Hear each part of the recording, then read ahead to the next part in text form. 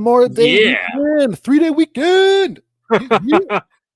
Well, this is episode 73. 73. We've been doing this for a while now, man. Yeah, it's getting up there. I guess it's just, once you're at this amount of episodes, there's no stopping us. Absolutely not. Absolutely not. We started October of last yeyear. Wait, October? 2 years ago. 2 Octobers ago. October 2020. You're right, because we had our anniversary and we did the live stream. Yes. Damn. All right. Yeah, it has been a while. This is the Uncovering Anomalies Podcast, episode 73. Today is Sunday, May 26th, one day before Memorial Day. Hopefully you all are not working and you get to chill and relax with your families and enjoy a long weekend. Yeah, it should be. It's always nice to have these long weekends. People are taking Fridays off a lot, I've noticed now with these long weekends, so they get an extra day. Half of my department was out on Friday for the exact same thing. They're like, all right, late. Had I not had a dental appointment the day before where I had to take a half day, I would have taken that Friday off as well. Do the whole. How was that? Was that an easy fix? Yeah, it was actually. Well, they put a temporary one in because they have to scan what the tooth is supposed to look like and then send it to a lab and they 3D print it or whatever the hell they do over there. And then I have an appointment in a few weeks and they're gonna put the real one in. Nice, man. I don't think anyone can stand going to the dentist. I definitely can't. No. So funny story. My mom has been bugging me. Go. You need to go to the dentist. You need to go to the dentist. I go, no, look, my teeth are fine. I know I just had a crown break, but like, it's not a big deal. Right. And I go and they're looking at my teeth and they go, okay, we're going to do a cleaning and check out your teeth, because apparently it's been a long time since you've been here. I was like, yeah, sure. Mm-hmm. And the lady goes, wow, you're taking really good care of your teeth despite not being here for like 10 years. And I was like, hell yeah. Take that, Mom. My teeth are great. The dentist says so.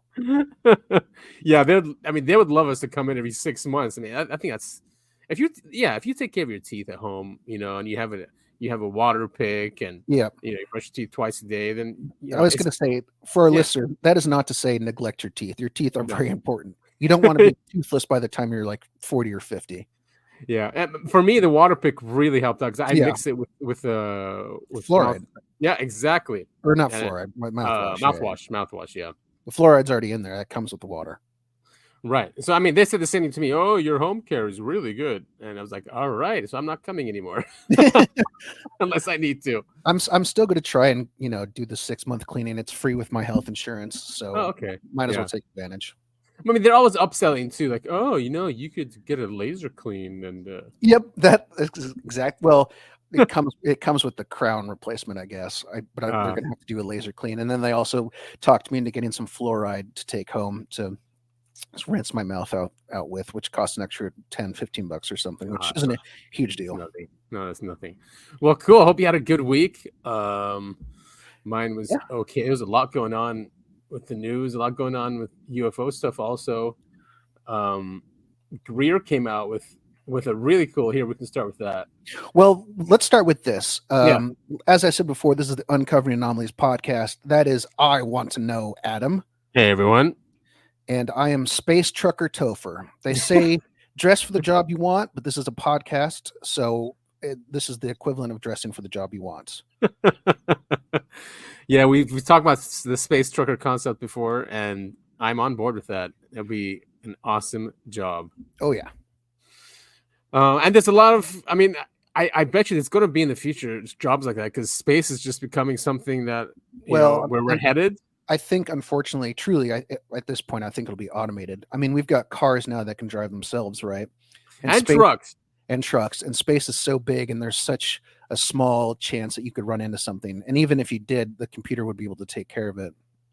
Plus, there's no human collateral. I mean, I imagine the future of space trucking is just, the space equivalent of semis with guns mounted all over them and no actual human passengers, but maybe smuggled. Who knows? True. Yeah, maybe smuggled. You're right. I mean, especially if we're interplanetary civilization too, like between Mars and the moon. Yeah, and the elites will build their own bases on Mars, and that's where we send all the migrant children that get disappeared for some unknown reason.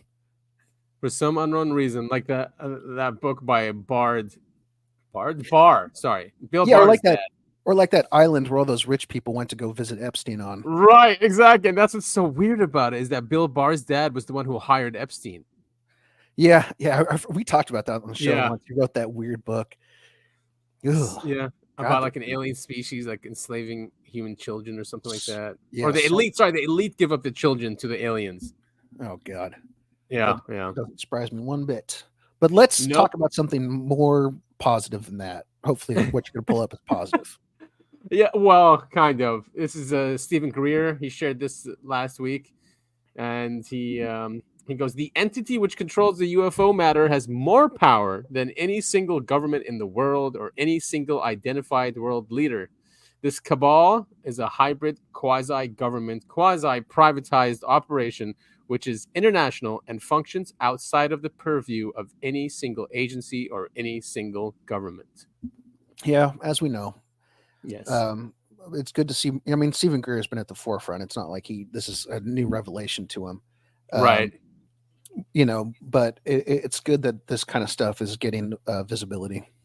200,000 views, and not too bad. I mean, it could have been better than that. But yeah, he's been around for a while. He's been, he's seen the power behind this and the secrecy and the control they have, even with really high level politicians. They shut them up. They tell them, if you don't shut up about this, you'll lose your pension, you lose your positions. So if you tell anyone about this, we'll release that video file we have of you raping that poor little kid. Yeah, that's always now the go-to. Like when you see these politicians, because that's probably like after you take your oath in the office, they take you in the back room and hold you at gunpoint, so you're forced to do it. If they are in fact forced, they probably think it's just one of the perks for most of them. Yeah, I mean, and that's why these guys are supported. They'll only support someone they have something on, or they know has issues, like some perversions or whatnot. I mean, so if you don't take money, if you can't take bribes, then they'll blackmail you, and if they can't blackmail, they'll just cancel you somehow. They'll JFK you. Yeah, and it's especially scary in this day and age where they can use AI to create fabricated videos, fabricated audio files, all that stuff. Oh, so scary. Like, did you hear that new thing that they're doing where they're using children's voices, AI voices? Last week, you have such a bad memory. I sent you that article. We talked about it on the show last week. All right, that's fine. But yes, I have heard of that. Yeah. So I mean, and that's really scary. So I mean, parents need to know that happens. Yeah. I mean, and maybe have a password with your kids or something that you guys can. That only you guys know, just so you don't fall for those things. Because some parents will just what? All right, I'm transferring money now. Yeah.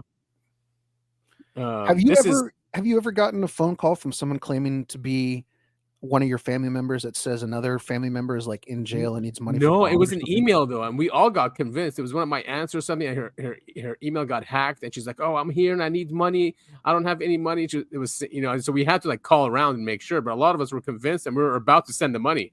Oh God, yeah, that's so scary. It's pretty close to that, but no, not a phone call. I don't answer any phone numbers I don't know.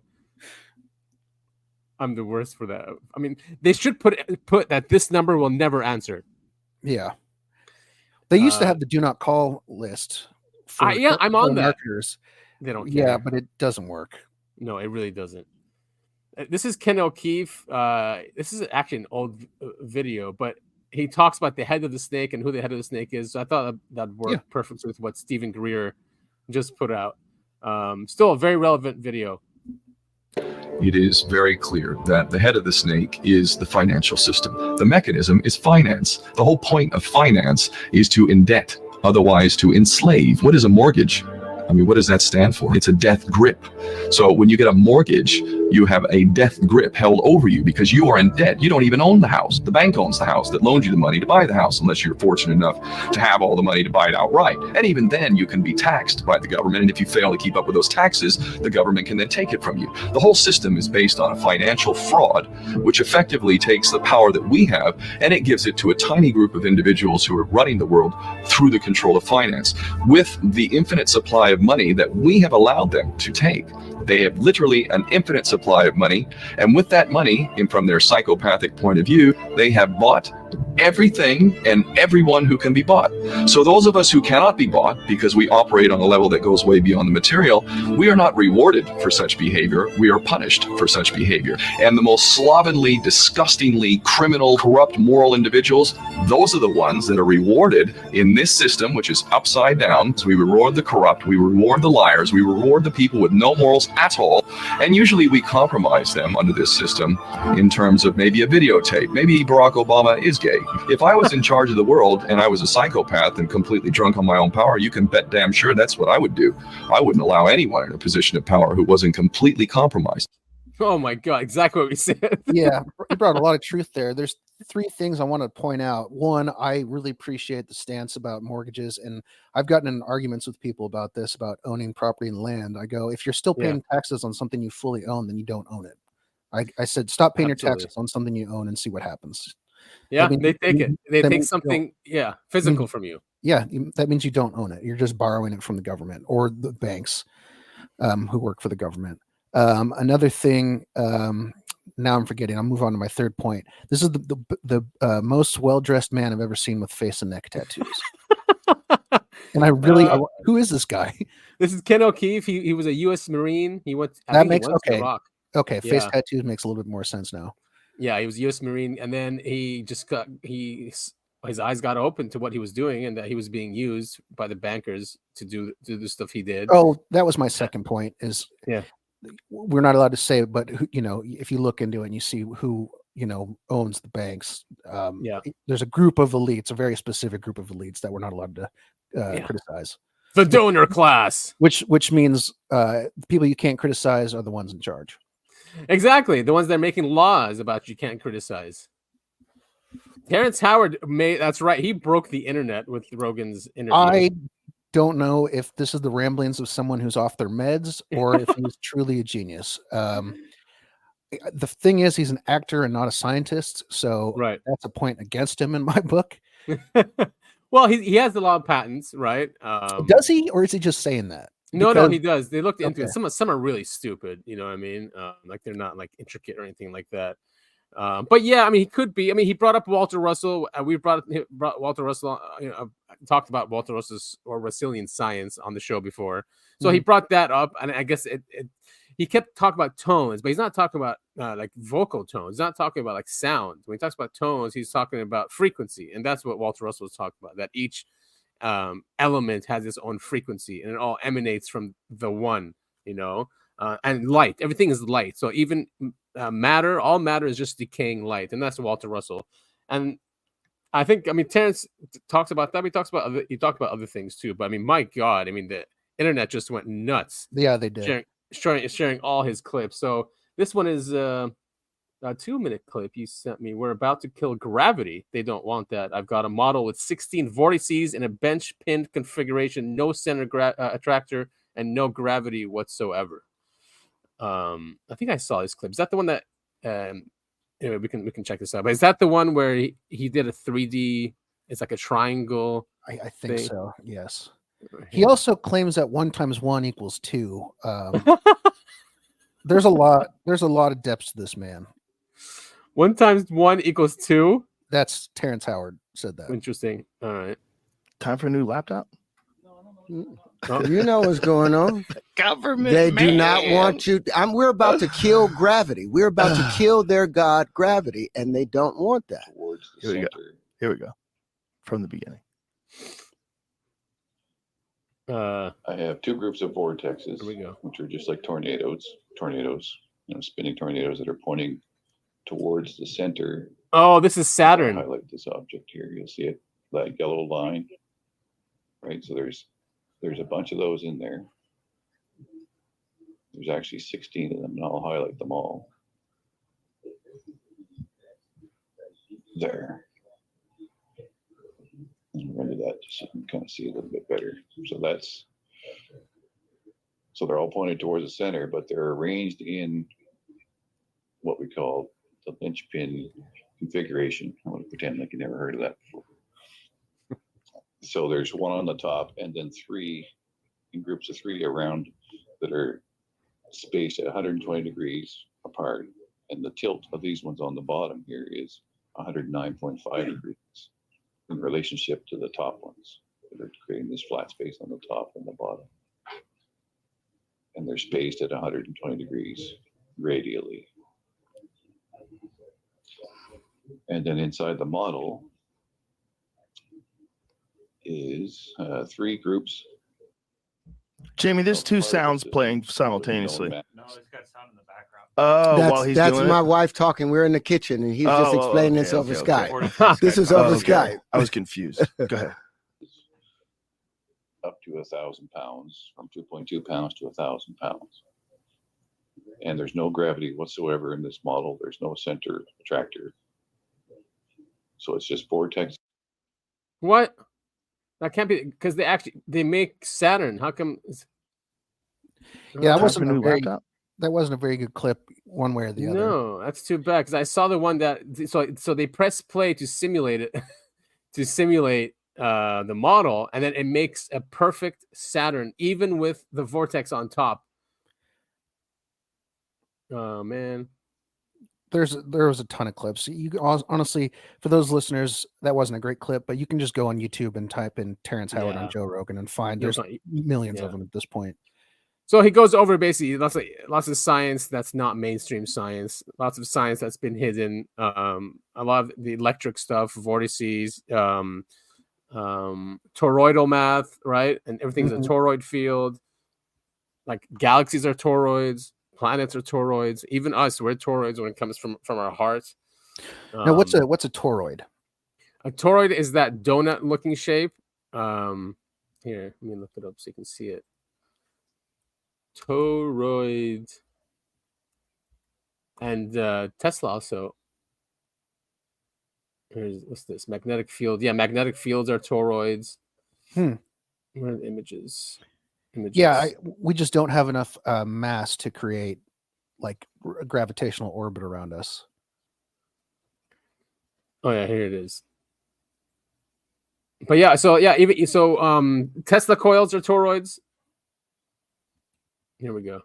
The toroid coils. But I want to show you like that. See, here it is also. Tesla coil. Gotcha. Here are these. Yeah, so all like, shapes that we see. Magnetic field. Yeah. Okay. Interesting. And you'll see like many galaxies look like that as well. Where's that one image? So yeah, those are toroids. So he talks a lot about that. Obviously, you have a lot of scientists saying this guy's nuts or brain damaged. But of course they're going to say that. Well, of course. I mean, if you're not questioning scientists at this point after everything we saw with COVID and quote unquote trusting the science, you got to have a screw loose. You should be able to at least ask questions or bring hypotheses without being made fun of. Yeah, and astrophysics is now, it's been wrong about everything, and they have to keep plugging new things in there, like dark energy, dark matter, black holes. But then, the JWT telescope keeps smashing any of their theories, especially like how old the universe is, how many galaxies are out there. So yeah, I mean, the Thunderbolts project is great. They got great videos about that, like what it gets wrong, and then what the electric universe theory gets right. They can predict anything. Like mostly everything fits into their model, but not in the astrophysics model, right? Or the mainstream one. Yeah. I was going to read this. Here's a tweet from UAP James on X. Retired U.S. Army Colonel Carl Nell discusses government disclosure of UAP. Quote, non-human intelligence has been interacting with humanity. There are unelected people in the government that are aware of that. Zero doubt. End quote. Full interview is posted here at the SALT conference. I mean, people are just, it's cool, right? This guy, he is very decorated. He's very credible, but it's just talk again. Right, it's just we need to see the physical evidence. Like enough is enough. Like that's what people are going to say too. All right, yeah, another guy just talking and saying things. I know it's frustrating. That's why we are where we are right now. Yeah, everyone wants to see this. We're fine with it. It's not going to be world ending if aliens exist. No, it's not. So let's see. Most We won't watch the consequential whole thing. questions of our lifetime, which is, are we alone in the universe? And I'm very lucky to have Carl Nell here. It sucks that we're still asking that question. I had my nephew yesterday. He was like, oh, there's no aliens. He's really young. I was like, what? I'm like, look, okay, fine. Let's just say there isn't. And he loves space, right? And I was telling him, like, do you know how many stars we have in our galaxy?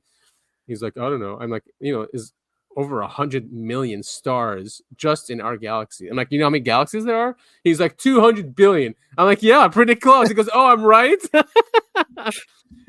then I showed him an image of neurons and the brain and then a galaxy, how it looks exactly the same. Yeah. So I got him thinking now. Good.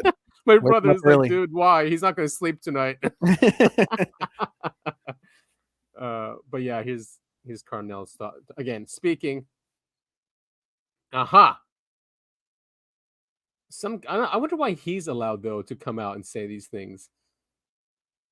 Like, it's just weird how some people say, oh, I can go to jail if I say something, but then someone like him that comes out. Yeah, it is quite the... And he's highly decorated. I mean, he worked for most of the defense contractors. He was a really high level in U.S. Space Command. So maybe that's why. I was the deputy chief of staff for a combatant command. Ultimately, this experience sort of combined to give me the opportunity to come in and advise Army Futures Command, the largest reorganization in the Army Reserve since really 1973, on how the Army could be more effective. And my last assignment was involved with the UAP task force, which maybe is the most apropos for this discussion. And so, Carl, here's the $1 million question. Do you believe that a higher form of non-human intelligence has visited this planet? Right. So non-human intelligence exists. Non-human intelligence has been interacting with humanity. This interaction is not new, and it's been ongoing. And there are unelected people in the government that are aware of that. And so, Carl, that is quite a bold statement. I'm wondering, and I'm curious, how confident are you that that is true? There's zero doubt. And Carl, what evidence have you seen? What was the moment where you developed this level of conviction? Because what you're saying is extremely consequential and very important. And I know that a lot of people here even perhaps may not believe that statement. Right. Well, probably a better way to ask that is, how can the folks in the audience come to a common understanding of what this phenomenon is? And so there's sort of two tracks here. One is from first principles, and another is actually from the data. So let's take a look at the data. So we can look at some folks that have very high level access to information, like Paul Hellyer, who was the defense chief for Canada, has come out and said the same thing. We can look at Ham Eshed, the head of Israel's, or former head of Israel's Space Force, has said the same thing. Chris Mellon, Deputy Assistant Secretary for Intel, SAPCO, has essentially said the same thing. Lou Elizondo has said the same thing. David Grush has said the same thing. David Grush cleared for presidentially level material. So you're looking at people that are in a position to know this, and they're telling you the same thing.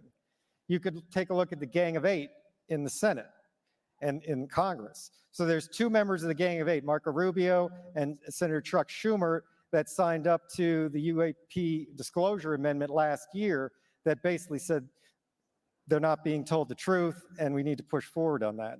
So that's sort of an overview of some of the data.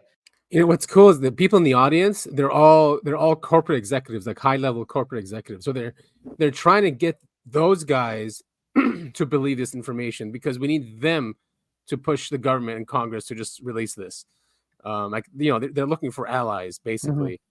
Mm-hmm. And that's the only way. And this UAP Disclosure Act, hopefully, if it passes this year, I mean, that one was really powerful. I mean, it was gutted last year, but hopefully this time around, we will be able to see physical evidence if that's passed. Fingers crossed. fingers crossed. Again, we're trying to rely on government to tell us things, but unfortunately, they are the gatekeepers and they hold the power.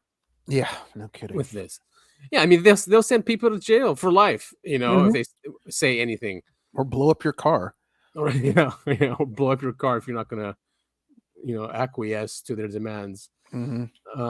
So that's what this event was. It's a 20-minute clip. It talks about a lot of things that we've talked about on the show, and if our listeners want to go ahead and listen to that, we do have the clip in the show notes. Again, he's a very high-level individual talking about this. And speaking about that, also the UAP caucus, this was hilarious. The Department of Energy had hearings in Congress. It had nothing to do with UAP, but the UAP caucus then started asking her questions about UFOs. So there's Burchett. I think Luna asked her questions too, and someone else. But of course, her answers were just ridiculous. They really were. Here, let's take a listen. Within the Nuclear Security Administration. Are you talking about transporting fuels? No, ma'am. I want you to speak. I was going to follow up with the numerous reports by the Federal Protective Services officers describing suspicious occurrences of UAPs over nuclear facilities. Let me just say, the Defense Department has said there is no evidence of UFOs, et cetera, or aliens in the United States. However, at those see, she used the Arrow report. So it's like that's what the Arrow report was there for, to give cover. Yeah, and as we spoke on the show, that's exactly what the purpose of it behind it was. And so all these people can fall back and say, "Well, look, we researched it, and there was nothing found." Yeah, there's nothing there. No UFOs, no aliens. Those sites, there may be drones that may be nefarious, and so we are definitely looking at that. And making sure that our national security sites are protected. We have a whole program related to countering drones that may be coming from. Well, this isn't about drones, and this is prior to drones even. What protocols does the Department of Energy have for reporting and responding to any UAP sightings near nuclear infrastructure? And people joke about this, but I get a lot of questions about this concerning this and about this hearing today from my constituents. So I would appreciate you answering that if there are any protocols. Well, certainly there are protocols whenever we see anything. Is that an elected official saying he's responding to his constituents? I know, right? He's an anomaly. Total anomaly. What the hell? Next thing you know, it'll be raining cats and dogs. That's right. I mean, yeah, you'll see some other. I sent you something else that they did, which was shocking. Like they're actually like listening to people. But yeah, she doesn't even know. She doesn't know what's going on. And that's what sucks. That they put these people that have no idea what's going on or are great liars in charge of these agencies. They put people in charge who they're not. They're just no nonsense, no mystery about them. Just they're going to go in and look at their notes, fall back on what the government tells them to do, ask no questions, stuff like that. Yeah, and their there staff. There are plenty of people like that. In fact, that is how you climb the corporate ladder. They say jump, you ask how high. You don't ask, so true. Why am I jumping off of this cliff right now? That's not the question. You just do it. No, yeah, they're not going to hire you or promote you if you're that type of person. Right. Or national security sites writ large. Secretary Granholm, earlier when Representative Burchett asked you about some UAP stuff, you said that the DoD essentially had denied any existence of that, and you referred to them as drones, correct? It's my understanding that the Department of Defense has looked at this and issued a report about it. I have a lot of questions, so just quick and concise if possible. There have been persistent claims and reports, including those from credible whistleblowers to this committee, suggesting that the U.S. government, potentially including the Department of Energy, has been involved in reverse engineering technologies recovered from UAP. Ooh. For example, the Pentagon's proposed Kona Blue program aimed at reverse engineering such technologies, although it was ultimately not established. Can you clarify whether the Department of Energy has been involved in any such efforts, or either historically or currently, to analyze reverse engineering materials from related to UAPs? I mean, she's not going to say yes. Okay, there are several reports indicated frequent drone incursions over DOE nuclear facilities, including an incident on April 1st, 2021 at Lawrence Livermore National Laboratory, also known as LLNL. Can you detail the DOE's current security measures to prevent unauthorized drone activities or UAPs, and what steps are being taken to enhance these measures of frequencies of incidences? Yeah, we have a whole counter drone effort to make sure that all of our national security sites and our labs are protected from incursions from drones, I'll just say, that are not authorized. So there's a whole series of protocols, probably not ripe for discussion in this public setting. Correct. So I reviewed some unclassified materials from around the 40s and 50s, and so they weren't just being reported as drones back then. And I encourage you to look over those materials because I think that you guys should be upgrading that program to cover down on UAPs. There have been documented sightings of metallic spheres over DOE facilities, if you want to call them drones in this instance, such as one report on April 30th, 2019 over LLNL. What investigations have been conducted in regards to these sightings, and what conclusions do you guys have about the nature and origins of these objects? I'm happy to follow up with you on that. Okay, we'll be submitting also too for public record some questions after this, if you could please answer those. Considering the DOE's involvement in nuclear and sensitive research facilities, how does the DOE coordinate with agencies like the Department of Defense and AARO to investigate UAP sightings? We obviously are teamed with the Department of Defense because of our national security and nuclear mission. Are you able to cite any specific investigations or shared data analysis efforts? I don't have information on that. Okay. As of right now, again, we'll be submitting some questions for you after this, but I hope that you guys can answer those in a timely fashion. And again, for those that might be tuning into this, I would encourage you to look at some of those unclassified materials, and we'll be happy to provide your office with that. I'll just follow up by one other question, I guess, to close it out. Does the DOE currently work with JSOC in order to handle security measures? We work with all of the security entities around the federal government. We're part of an overall all-of-government effort on both cyber as well as national security. This you guys work with JSOC? Pause really quick. This is what I hate about, well, I guess we're pretty much done. She asked question, do you guys work with JSOC? And it's a yes or no question. Yeah, yeah. And she goes on this long rant about, we work with all different security companies, both in the physical world and the digital realm and yada, yada. Just say yes or say no. Right. Answer the question.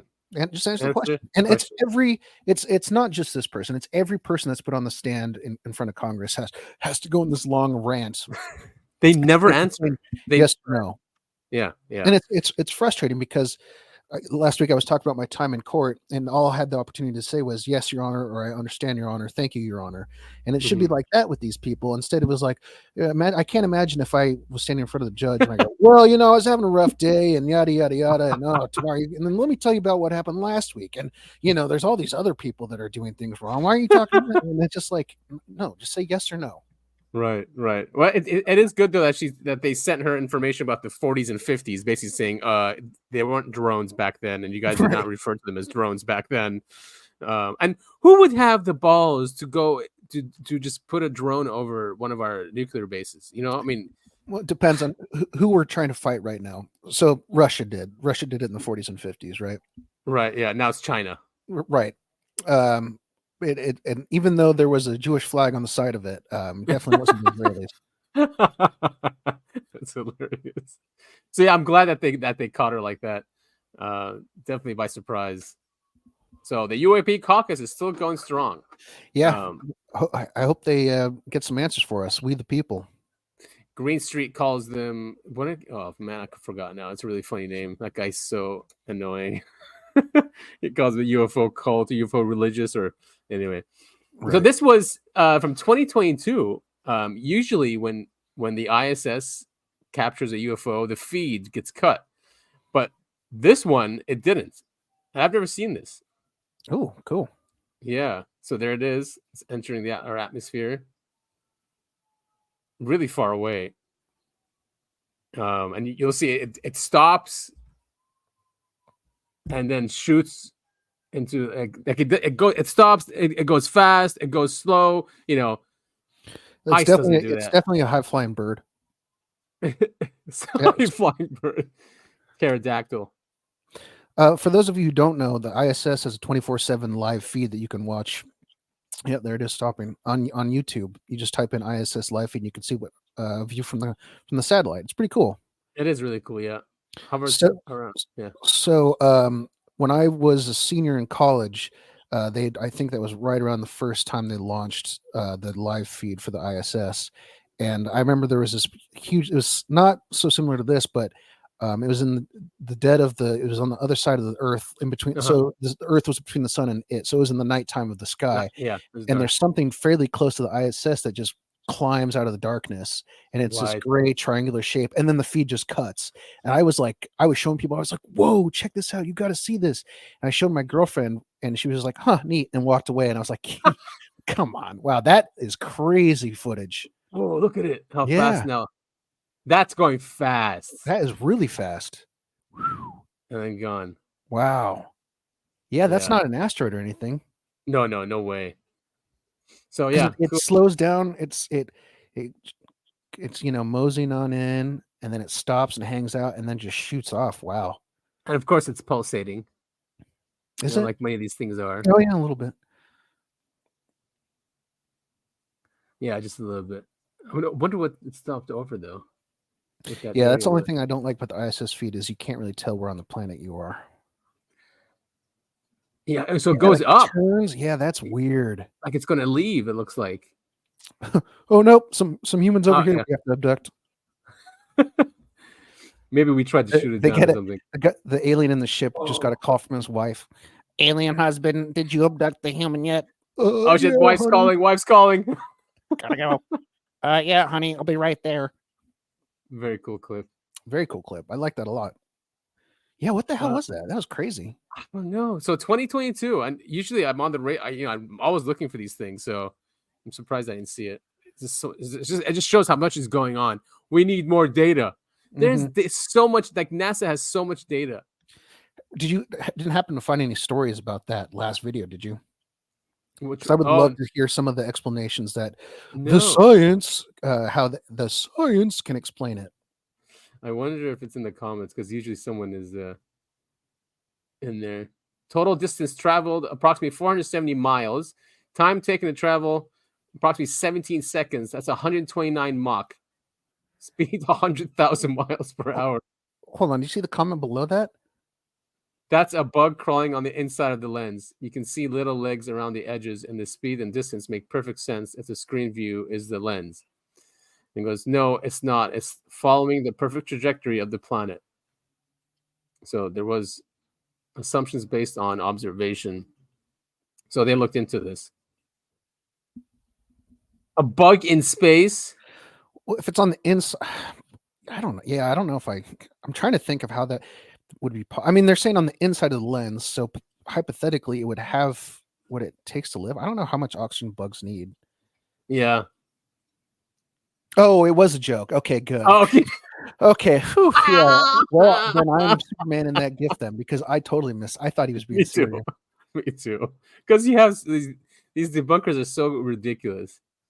Crowds visiting from who knows where would do. Come from another solar system, then always zoom away, and always the subjects are way off in the distance in these videos. Makes sense. I mean, the reply, he thinks it'll go down like an Independence Day scenario. I don't see it. This guy. Okay, these are just idiots. All right. Yeah. NASA's feed cutter asleep at their desk. That's funny. I like that. Dolan had a new show, a new guy on this week. Anthony Peake. He's a consciousness expert. Ooh. So I guess he wants to understand consciousness because we all when you look into the subject, it's so much to do with consciousness. I'm gonna have to go and watch this whole video whole interview because this is right up my alley. Especially after watching freaking Twin Peaks and having my mind blown, scrambled, and shot out both ears at the same time. That's such a great show. So good. I've rewatched it 3 times so far. Season 3. It's a show. For those who've never watched Twin Peaks, you start with one question: who killed this teenage girl? And you end with about 1 million questions, but it's still worth the ride. Yeah, and it is all about her. Yeah, all about her. I mean, even the beginning of each episode, it's her image, right? Mm-hmm. Mm-hmm. It was at the end of the show for the first 2 seasons, and then it was at the beginning in the 3rd one. Okay. Yeah, so people think that's why it shows that we're going into her dreams. Right. Or something. So this guy's actually really good. He talks about a lot of cool stuff. I stopped it here because it's an important part where he talks about how our consciousness interacts with, I guess, the larger consciousness of the universe. And he's written books with scientists. Cool guy. Cool. Okay. And I say that long line, imagine it's the Mississippi River. And the Mississippi River starts in a small lake in Minnesota and travels down the center of the states down to the Gulf of Mexico. If the equivalent size of that, what we think is the visual world with all its color and light and everything else is 1.5 inches, about 8 miles south of Hannibal, Missouri. Okay. And that's it. And that's it. So we believe that that is everything that there is.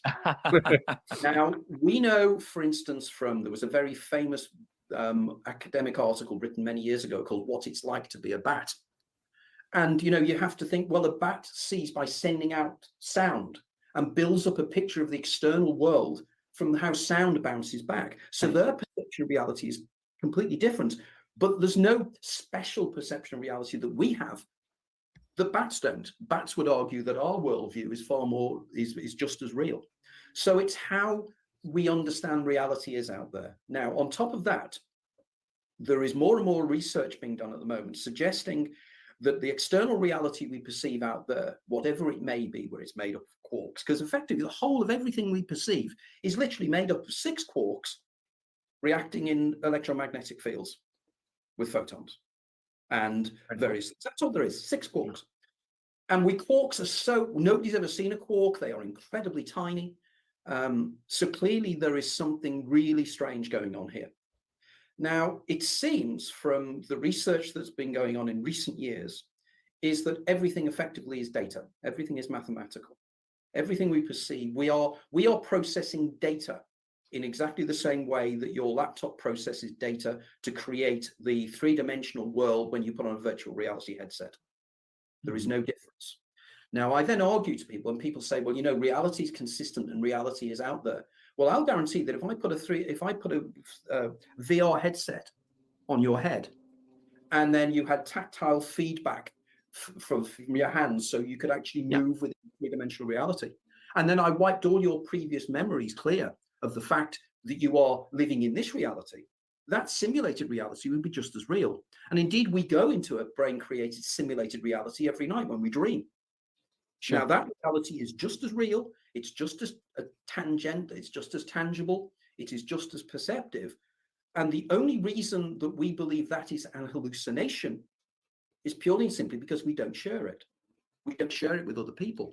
But I have evidence of people I know that in out-of-body experiences have had shared experiences. So sure, and you hear people talking about their ayahuasca experiences, which, by the way, I've never done hallucinogens. This is something that you study. And I am aware that there's an entire array of conversations among people in those communities, the DMT community, about these shared visions, correct? I mean, that's a huge element of conversation. Massively. I mean, funnily enough, again, Pascal is one of the major researchers in this area, together with 1 or 2 other people that I've done conferences with in the past. And some of the research they're doing at the moment at Imperial College in London, and also the research that's being done at the University of Sussex, quite close to where I live here, they're finding out some extraordinary things. In fact, what they're finding out, for example, psilocybin, magic mushrooms. Yeah. They did a series of experiments where they rigged people to fMRI scans and everything else to find out what was happening in the brain when somebody starts hallucinating using psilocybin. And what they were expecting to discover was that it made the brain link more. The different areas of the brain would light up and link. Psilocybin does the opposite. It switches the brain off. It stops the brain being effective, which meets the conclusion coming back to Aldous Huxley in this. Coming back to Aldous Huxley's argument that the brain is an attenuator. The brain is there to take information out, not put information in. And it takes it out from out there somehow. Yeah. That's in other words, again. Yeah. So our brains are antennas. So right. Yeah. And people that take mushrooms and other things, these drugs turn off the brain. So you see things then that your mind was blocking. Yeah, I've never heard that's how psilocybin works. Me neither. That's great. Yeah, I mean, if there's all this stuff floating around, but our brains have been tuned like an antenna to a certain frequency. Yeah, I mean, and then taking drugs like that or DMT, makes your frequency range a little bit larger, so you start seeing all these crazy things. That's a bizarre concept and totally really cool movie idea or book idea, which I'm sure has been done before. Yeah, and I guess so the brain learns to say, all right, these things are not important for my survival that I'm seeing out there, so I'm going to shut them out, and it might be why children see things when they're younger, and then when they get older, their brain just shuts them out and they don't see them anymore. It doesn't mean they're not there. It just means that it's not helpful, for them to survive in this world that we're in. So yeah, great interview. He goes through a lot of stuff because he asked me, he goes, all right, because this guy's not a UFO guy, but he asked him, all right, now can you talk about how this relates to UFOs? And they go through a conversation in there. Apparently he actually was, before he was into consciousness, he was really into UFOs and he's read up on everything. So he talks about that. And well, he talks about that that we're half of it also. But then Richard goes, well, these things are also physical. They're not just interdimensional, but these things are physical and there's physical evidence of them. So, it goes back to that conversation that, it's everything. So cool. Yeah. You sent me this one. Experts admit they're trying to lure UFOs to Earth with small handheld nuclear reactors. Now, I did not think we got nuclear reactors down to handheld size. Me neither. No. Because maybe that's why handheld is in quotes, because it's like a big backpack or something. Or because if we had handheld nuclear reactors, wouldn't we be using them for like everything? Like powering houses and stuff?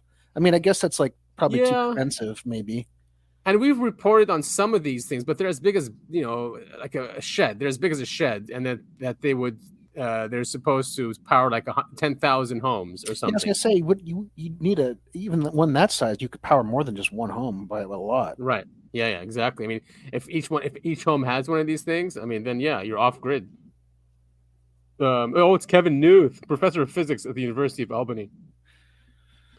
And in an idea that couldn't go wrong no matter how hard they try, the professor told the audience that the handheld mini nukes Fallout are already being patented. He said, we were trying to figure out how we can lure UFOs and work on how to make contact. Yeah, because there's that link again between UFOs and nukes. Maybe that's the whole reason why our government isn't pursuing nuclear energy. That's what I thought too. Like why they tell other governments not to pursue it too, and they're not allowed to, because they don't want them to see these crafts and these entities either. Yeah, they always use Chernobyl, as like, this is why we don't use nuclear energy. But it was the end of the Soviet era, and they didn't build properly and they didn't follow the protocol. Right. If you've ever watched on HBO, I guess it's called Max now. I think it is called just Chernobyl. It's a really good miniseries, historical fiction that follows the Chernobyl disaster and why it happened and all the. Was it just incompetence kind of thing? It was a lot of people who were in power afraid to report their failures to the power above them. Yeah. Like the guy who ran who was like the head of the nuclear facility, like refused to take any of the warnings his engineers were giving him because he couldn't fail. I mean, that's just how the Soviets were. Yeah, and it's human dynamics, right? No one just kick the can down the road. It's someone else's problem. Honestly, though, if you get a chance, Chernobyl is absolutely. It's about 6 episodes long, I think. It's absolutely phenomenal. It's very, very good, and it's, like I said, historical fiction. So while it's not all this 100% happened, it summarizes everything that was going on during the time. On Netflix? It's on HBO or Max. Oh, yeah, you said Max. Yeah. All right, cool.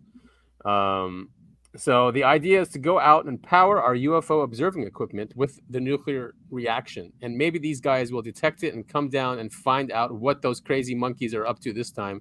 And we can get some imagery or some data. That's our plan. Well, wouldn't that be something if the private sector figured out how to summon UFOs? Yeah, I'd buy one of those things. I wonder actually, the mini nuclear reactor costs got to be in the millions. Oh, yeah. But that's probably the only way to do it. Back up to where you were just a second. Oh, One sec. I think it was just at the top above that picture. How do they do this? Nope. Scroll down. How do they do this? Are they using neutrinos, which are really hard to detect, or gamma rays? We don't know. But my colleague has developed a new technology, which is basically a handheld lithium-powered nuclear fission reactor, which he is now patenting. So they are calling it handheld. Yeah. So it is handheld. So not neutrinos, something else. So maybe it won't have the same effect. When he says, how do they do this? He's talking about UFOs. We've settled on the fact that UFOs have an interest in and ability to detect nuclear weapons. Some of them underground, some of them in bunkers or in storage depots. And then he's asking, we don't know if they use neutrinos or gamma rays or whatever to detect the nuclear weapons. Well, good luck to them. I hope they get some good images. We need some crisp images and some, and maybe I'm sure they have radar data and stuff like that. This is again also from the Daily Star. USS Nimitz UFO, quote, dropped out of the sky next to the ship, unquote, after crewmen fell overboard. A former U.S. Navy sailor who was on board the USS Nimitz at the time of the notorious Tic Tac UAP incident says that as well as the well-known sightings from the aircraft, he had his own up-close and personal UFO encounter. Man, the whole Nimitz thing was not a joke. It unfortunately happened during a time where UFOs are now, you can talk about them today and not get ostracized. But I think Nimitz, 2004. And that was still a time where if you even brought up UFOs, everyone would look at you funny. There he is, describing how he spoke with two other Nimitz crewmen who had witnessed the unexplained objects flying around the carrier group over a number of days. He said, we're basically embedded with this stuff. But if you get the general public who are not part of our subculture, they're going to have different reactions. They're going to get scared. I don't think entirely everyone is ready. Well, we can see that. No one, if that's, I don't know. We're ready enough. I know. We're more than ready. The alert had sounded for a man overboard, and Omar, this is the man who saw the UFO, was looking out into the darkness, hoping to spot someone. He explained, we actually saw this guy. We went over to the deck edge, and we saw this guy floating, and the current took him way out. That's the only reason why we saw this thing. Along with a crewmate named Rick Palmer, Omar saw something he couldn't explain. It just dropped out of the sky, landed about 40 to 50 feet above the waterline, and shot off to the right, he recalled. It made an acute angle and exploded right back to where it came from. There was no sonic boom, no noise, nothing. The whole bizarre incident took less than 15 seconds. Yeesh. Man, these guys see some crazy stuff. Yeah, if I wasn't so terrified of the ocean, I would have been a Navyman. What, do you think somebody's going to grab you from the bottom if you're in the ocean? Yeah, man. I don't know. I don't like fish. I don't like octopus, squid, crabs.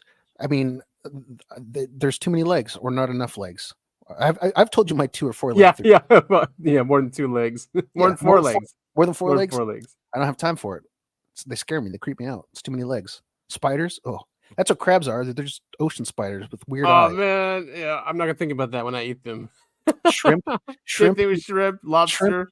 Shrimpy poop off the ocean floor. Oh, man. Yeah, that's why they're not kosher. Yeah. I mean, seafood, but the ocean's just too big, and like drowning would, like, imagine you fell off a boat and nobody noticed for like 15 minutes. You're done, Yeah. And then you're just floating out there until you drown. I mean, it is very scary. So he says, Omar added, he was always saying that they were Russian or Chinese. And I would reply, if that's Russian or Chinese, like you said earlier, we're effed. Fucked. We're no longer one of the premier superpowers for air power on the planet, because whatever that is, if it's Chinese or Russian, we should have been done years ago, because this thing is just so advanced. Yeah, he's absolutely right. That's why the Russian Chinese thing makes no sense. No. Or even us too. I mean, yes, I still believe we have really advanced stuff, but we just don't use it. Like, how come it's not being used in Ukraine or in other places that we just want to end? Maybe because we just don't want to end it. It's not profitable to end the war, right? Right. Yeah, exactly. Just keep the armaments flowing. 60 billion every month. 10% of the big guy. Don't forget. Oh yeah, that's right. Numerous UFO sightings. You sent me this one too, yeah. Yeah, numerous UFO sightings of luminous, quote-unquote, train rods at night are baffling experts. One explanation could be that the odd-looking beams of light are Starlink satellites, but there were no launches during the first sighting in South America. Oh, I didn't know there were no launches. So yeah, we've seen these tubular cigar-shaped UFOs. Humankind have been seeing them for a very long time, but they're calling them rods now. That's Starlink, right? Yeah, yeah. Still would be really weird to see in the sky at night. And this looks like Starlink too. Is this over Starlink? Could be one explanation. Yeah, it's from border of Uruguay. Within a couple of days of each other this month, 3 witnesses filmed a similar looking object moving through the sky in Chile, Argentina, and near the border of Uruguay. The first witness filmed a white object above their house with their phone on May 6th. Another UFO flap going on in South America. Yeah, they get so many, especially Brazil. Here's another one, Brazil. A Brazilian town near Uruguay filmed another appearing to change color from white to blue and yellow. Just a bird. Just a normal bird. Yeah. A night bird. So, yeah, and that's the thing now with which is so annoying with Starlink, because a lot of these things that happen now, the first go-to is Starlink. Mm-hmm.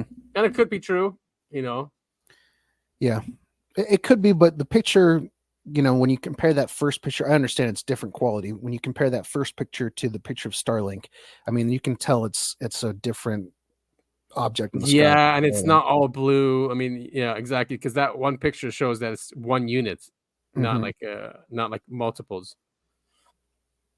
You also sent me this one. We talk about the flying alien a lot, right? Absolutely bizarre.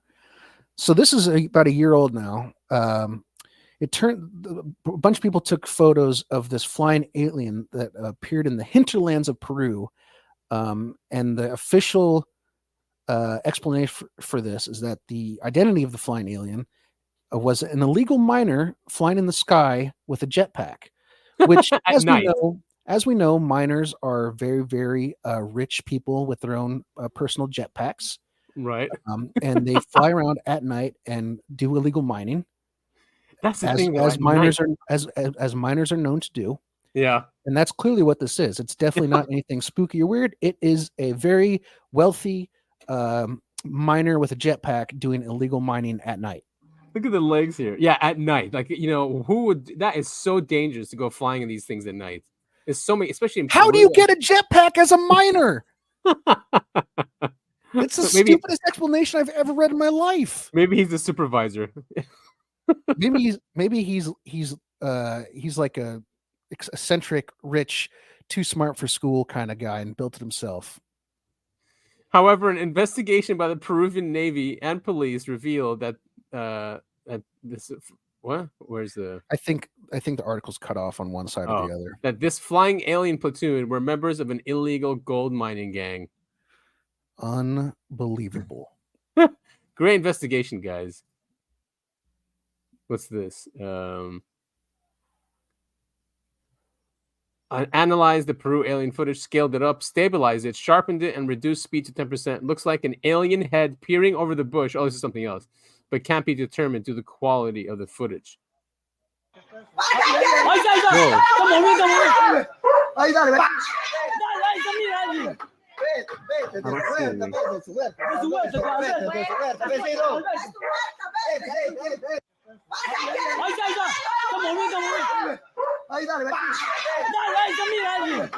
Yeah, I mean, I can't see anything either, but I have a hard time believing some random. Where was this from? Is this also in Peru? Yeah, in Peru. I have a hard time believing some guy made a practical joke with his neighbors. That's more believable. Yeah, I don't know. Anyway, this is a old story now, I guess, and we didn't catch it at the time. Crazy picture, though.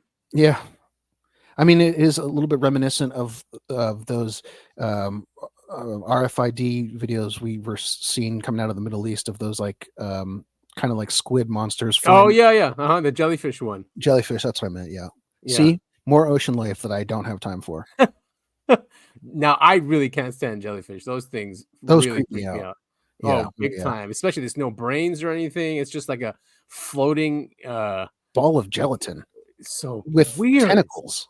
With tentacles, yeah. And then they like light up. They light up at night, right? Yeah. Oh God. Have you watched Sphere, the movie Sphere? I think I. Oh yeah. We talked about it. Yeah. I think that's why I'm scared of a lot of sea life, is because I saw that movie when I was really young. It gave me nightmares for many, many years before I figured out what I thought it was something I dreamt, and then I saw the movie. I was like, oh, that's where all this trauma came from. But there's a lot of weird stuff down there. Like we haven't even touched like all the species that are down there, especially in the deep depths. Yeah. Oh yeah. Like you ever see that one fish that he's got like crazy fangs, but he's got a light kind of thing that goes over his head? Anglerfish, I think they're called. Yeah. Yeah, it's so bizarre. And I know a couple months back we posted footage of that octopus that was changing shapes and using its bioluminescence to like flash its lights, which and then we just tore it apart. It was an accident, I think, but good riddance. Yeah, bye. Have you seen Europa Report? Sorry, Europa Report. Yes, is that found footage? Yes. Yes, I remember that. First team that goes to Europa. Yeah. Anyway, that's what that little spooky fish. I think we covered last week or 2 weeks ago that we're planning Europa now. They have the thing ready. They've been dying to get there. Europa and Titan's the other big one. Like what takes so long? Like they have such a huge budget. Like why? That's what I'm so annoyed about NASA. Like I'm gonna be 80 by the time like anything happens. Like I know, man. I know. I kept thinking when I was like 15, 16, I was like, hell yeah. By the time I'm 30, we're gonna be hanging out with aliens and seeing UFOs. Yeah. And now I'm like almost in my mid 30s. I'm like, God, it's never gonna fucking happen, is it? Never. Just more talk. So this came out also. New Mexico's UFO incidents you've never heard of. Ooh. KRTP. We've heard of a lot of UFO incidents in New Mexico. Right? Yeah. Area 51. Well, that's in Nevada, actually. That's in Nevada. Yeah. But I mean, obviously Roswell was New Mexico. Los Alamos. Mm-hmm. Yeah, Roswell, exactly. I think it's a clip here. Yeah. When most people think about UFOs in New Mexico, inevitably Roswell comes to mind. And the Roswell incident occurred really at the beginning, the inception of what we call the modern flying saucer or UFO movement. That really started in July of 47. But moving forward in time, when we get into the 1950s, we began to see a huge increase in sightings and military sightings here in New Mexico. When the Air Force first got involved, and it was actually the Army Air Forces, this is before the Air Force was formed as a separate organization later in 47, they were of the concern that this could be Soviet technology, that they were flying across the Bering Strait, testing our defenses, testing our radar systems to see if we could detect them. And so it's important to state that when the Air Force got involved, they weren't there to prove aliens existed. They weren't thinking aliens, but they were thinking Russian. And their job was to defend our airspace and to defend the electorate. And that's what they were doing. I'm not saying it's extraterrestrial. I'm not saying it's military. Some of these cases, it remains a question mark. Everyone always says that. I'm not saying it's like there's still a stigma. There still is. You see this day today too. We're not saying it's little green man. We're not saying it's aliens, but so 1957 Albuquerque radar incident. I mean, we have that's in nuclear base too, I think. Radar operators saw. I mean, if you're getting on radar too, that's not people seeing stuff, or an artifact of the equipment. Ooh, super speed incident, 1959. I was muted that whole time. I was wondering if you wanted to watch any of these. Oh, I didn't see that. I was just looking at You're right there. Yeah. Yeah. I don't know how long it is. A minute and a half. Because I've never heard of it. I don't think I've heard of this one. Me neither. None of them. November 4th, 1957, a little closer to home here in Albuquerque, we actually had a dramatic sighting as documented in the Air Force files where an unknown object was tracked on radar. The object actually violated the base perimeter at Kirtland Air Force Base, and 2 seasoned Air Force personnel were observing the object from the control tower at Kirtland with binoculars. So this wasn't the unaided eye. They were looking at it with binoculars. observing it from the tower. The object was described as looking like a car standing vertically on end with a white light at the bottom. Beyond the physical description, the flight characteristics were highly unusual. This object, whatever it was, had the ability to hover, rapidly accelerate, stop, reverse direction, and then towards the end, and this was also detected on radar, the object left Kirtland Air Force Base at a high rate of speed. The physical description didn't conform to any known aircraft. The flight characteristics didn't conform to any traditional aircraft. Certainly helicopters, which we had at the time, could hover, but they couldn't rapidly accelerate as this thing was described, and it didn't conform to the physical description, a car standing on end with a white light at the bottom. What year was that again? 1957. Damn. Mm-hmm. Man, the 40s, 50s, and 60s were so cool. They really were. They got all the crazy stuff going on. I think because we still didn't figure out how to shoot them down, and now they're just staying away, or they're totally cloaked. Like, all right, screw this. Let's not interact with these crazy people. Super speed incident. I think I heard about this one. 1959. You know, that actually, I had a thought really quick. You were saying, we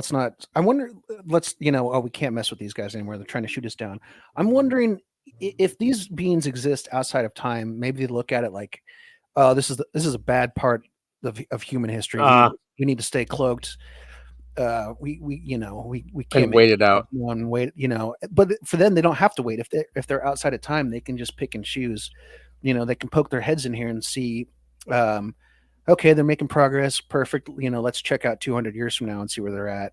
Or, let's go back 50 years and see, where the turning point was for humans. Yeah. Or even helps them project our technology too. So they go back to when the beginnings of radar or whatever we're using, and then they can project out how it evolved, so they can, deal with it in the future. Yeah. The super speed one, that guy you just shared, Newt, he did a great study on this one. I remember. He analyzed all the radar equipment, all the towers. I think this is the one.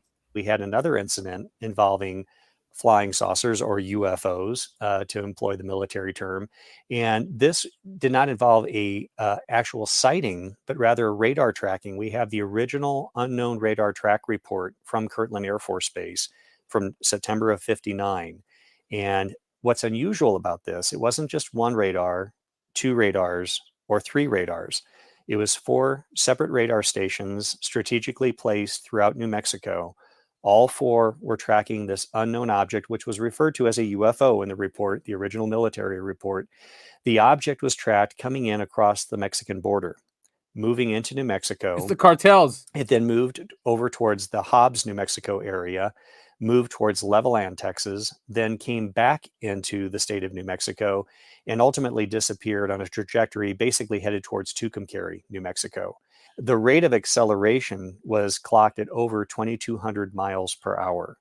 So we didn't have aircraft that could move that fast and that could make those sharp angular turns, as this object was tracked on 4 separate radar.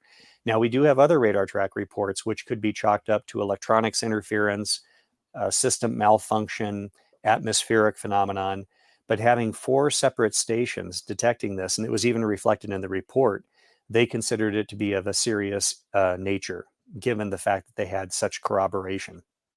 But just remember, there's no evidence of UFOs or anything like that.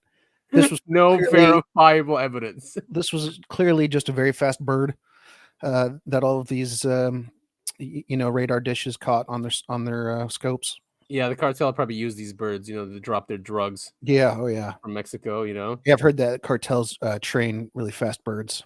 Give them steroids so they're fast, and then train them to take their drugs over the border. Ooh, what's this? The incident, Hobbs, New Mexico, 1964. The boy's grandmother was standing just feet from him when the incident occurred. What they both described was seeing this black top-shaped object that hovered over a nearby building. And he looked at it, and he stood up, and he moved to the left, and the object mimicked his maneuver. And it moved to the left and hovered. He moved to the right, and it replicated his maneuver. Marler said. Eventually, it made a beeline course directly toward him. Whoa. That is freaky. Oh, whoa. Before you start. Yeah. Look at the next sentence. A column of fire emitted out the bottom of this object, setting Whoa. his hair on fire and burned his face. He had What? burned his jawline up. Dude, poor kid. I mean, he was 8. There was one case in Hobbs, New Mexico, which had always been viewed as a singular case, isolated. It involved an 8-year-old boy that was severely burned by a UFO, purportedly. This was documented in the newspapers from the time, in the Hobbs local newspaper. Described the incident. The boy was hospitalized as a result. And as a result, we have a week's worth of subsequent newspaper reporting, literally a day-by-day, play-by-play of the boy's recovery and the subsequent police investigation.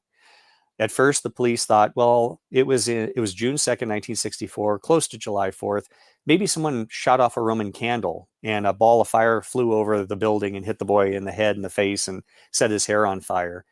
It didn't conform to what was being described, though, and they couldn't find any evidence of that. Then they thought the boy might have been playing with matches and somehow set himself on fire. They could find no evidence of matches at the location. The important thing to note was that the boy's grandmother was standing just feet from him when the incident occurred. What they both described was seeing this black top-shaped object that hovered over a nearby building. And he looked at it and he stood up and he moved to the left and the object mimicked his maneuver and it moved to the left and hovered. He moved to the right and it replicated his maneuver. He then crouched down because he didn't know what was happening. There was a concrete block there and he crouched down and he watched it and it hovered there. He then stood up and moved to his right. The object moved to the right and then it made a beeline course directly toward him. He instinctively went like this because, as he said in later interviews, I thought the object was just going to go through me like a bullet.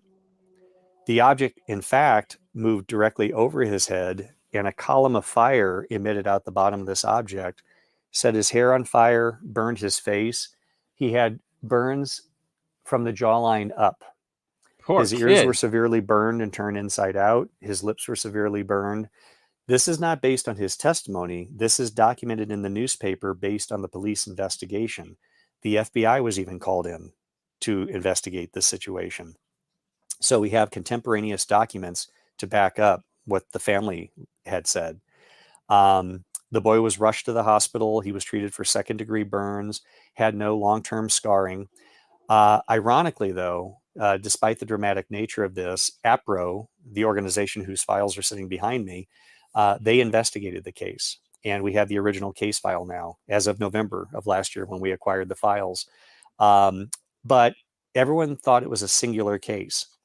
In my investigation, I tracked down the witness after all these years. Nice. After the incident played out, they wanted no media attention. So they weren't seeking publicity. People would say, well, they made up the story, they hoaxed it. They never sought publicity. They never garnered any money as a result. In fact, they incurred hospital bills as a result. They lost money. But the case was never really investigated after that. The family went underground and no more was said. 50 plus years go by. I decided after moving here, the boy was 8 years old in 64. Right. You can do the math. It's quite conceivable he's still alive. Not only was he alive, he was still residing in New Mexico, not in Hobbs. Tracked the man down, met with him, was able to secure a number of interviews with him. Ultimately, was able to get him on camera. The gentleman will tell you point blank to this day, he doesn't believe in UFOs, despite what happened to him. He doesn't believe in aliens. He doesn't believe in UFOs. He said, I don't disparage people that believe in that. I don't have a belief system on that. But yet he concedes, I saw something that I never saw before and I never saw since. What? And he doesn't believe in it? How does that make any sense? You know, people are complicated. No, it's true. You know, a lot of people, this is well documented. People will see things they can't understand. They chalk it up to, oh, I was just feeling off that day, or, oh, you know, I was not in my right mind because someone earlier had freaked me out, things like that. That kind of stuff happens pretty frequently.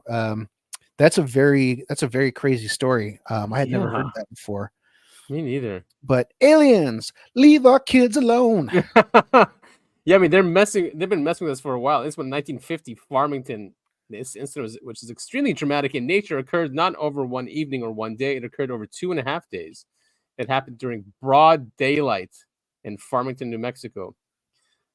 A group of flying objects. Going back really quick to that last thing about the kid went left and then he went right and the UFO copied it. That actually is fairly common. I've heard a lot of the South American UFOs tend to do that. Is once they see that they're spotted, you can like dance and play with them is not the right way to put it, but you know what I'm saying. Yeah. You move and they move, and it's it's just weird. It's like, I mean, and something we brought up on the show a lot, like, if the UFO itself is, while it does contain NHIs, what if the UFO itself is alive and it's kind of like, a puppy that's under control, and so it's trying to play with you, or maybe it's the whole psychological thing of just messing with you. Yeah, if we go back to the conscious thing, they're trying to communicate too, right? But burning the kid alive, I mean, that's just that's pretty messed up. Horrific. So okay, this is the last one, then we can move on. We wanted the grandmother, not the kid. It was extremely dramatic in nature, occurred not over one evening, over one day. It occurred over 2.5 days. And when we look at UFO reports, admittedly, many are light in the sky reports, which could be attributed to anything. Right. Venus, military flares, satellites, etc.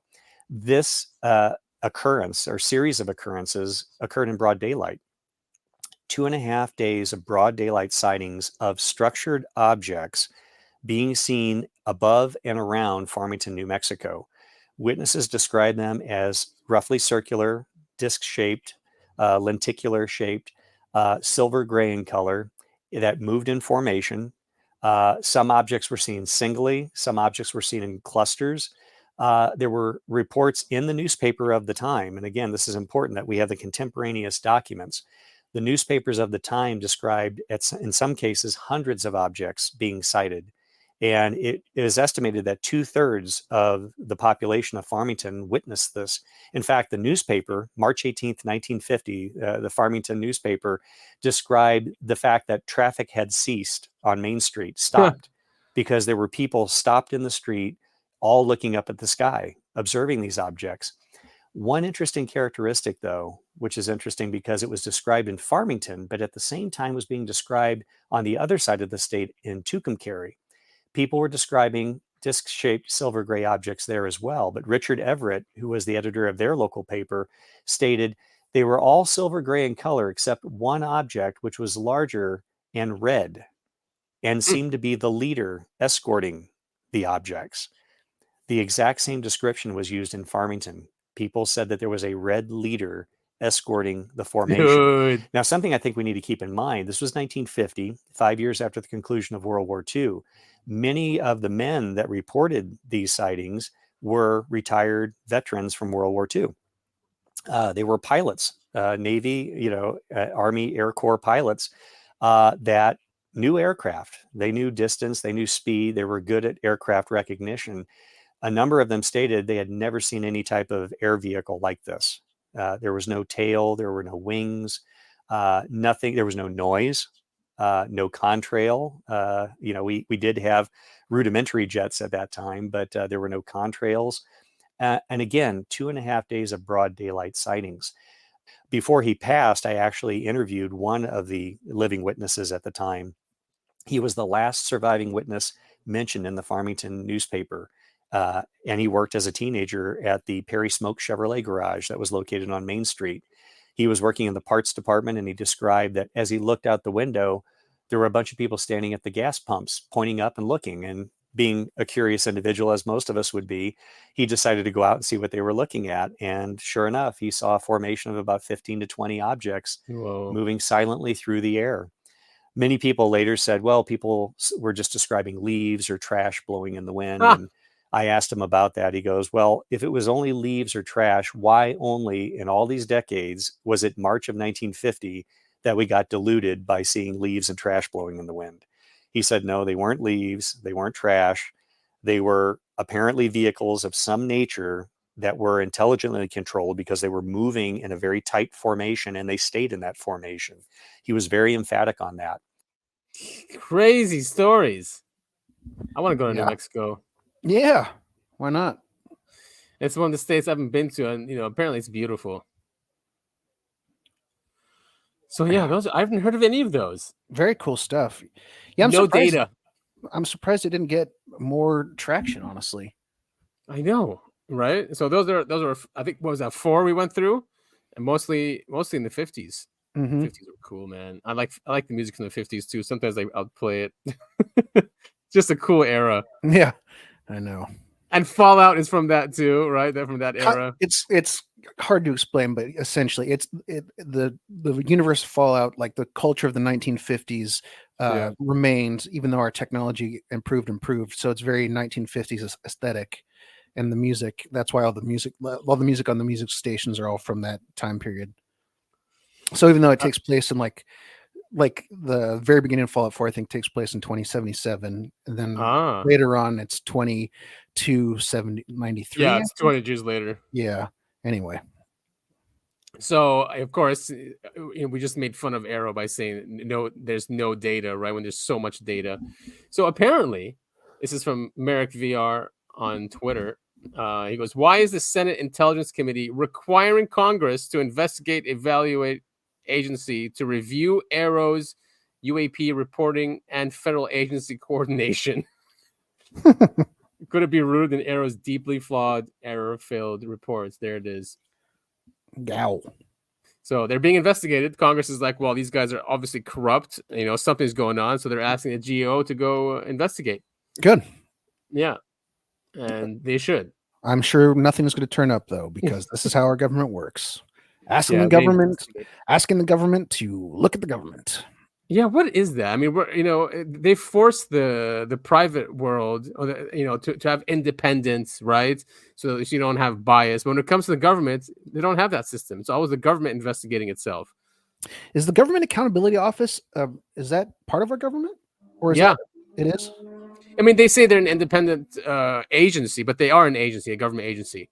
They even investigated Roswell, and they're the ones who turned out saying that what base is that? The Roswell Air Base, whatever. They destroyed all the documents from that era, which is illegal. Oh, weird! Our government doing something illegal? Who would have thought? So anything, all communications that happened that night on July 7th, gone. We'll never know. Yeah, it's totally a government agency. That's so stupid. It says the U.S. Government Accountability Office is an independent, nonpartisan government agency within the legislative branch that provides auditing, evaluative, and investigative services for the U.S. Congress. Right. It is the supreme audit institution of the federal government in the United States. Huh. They do some good work.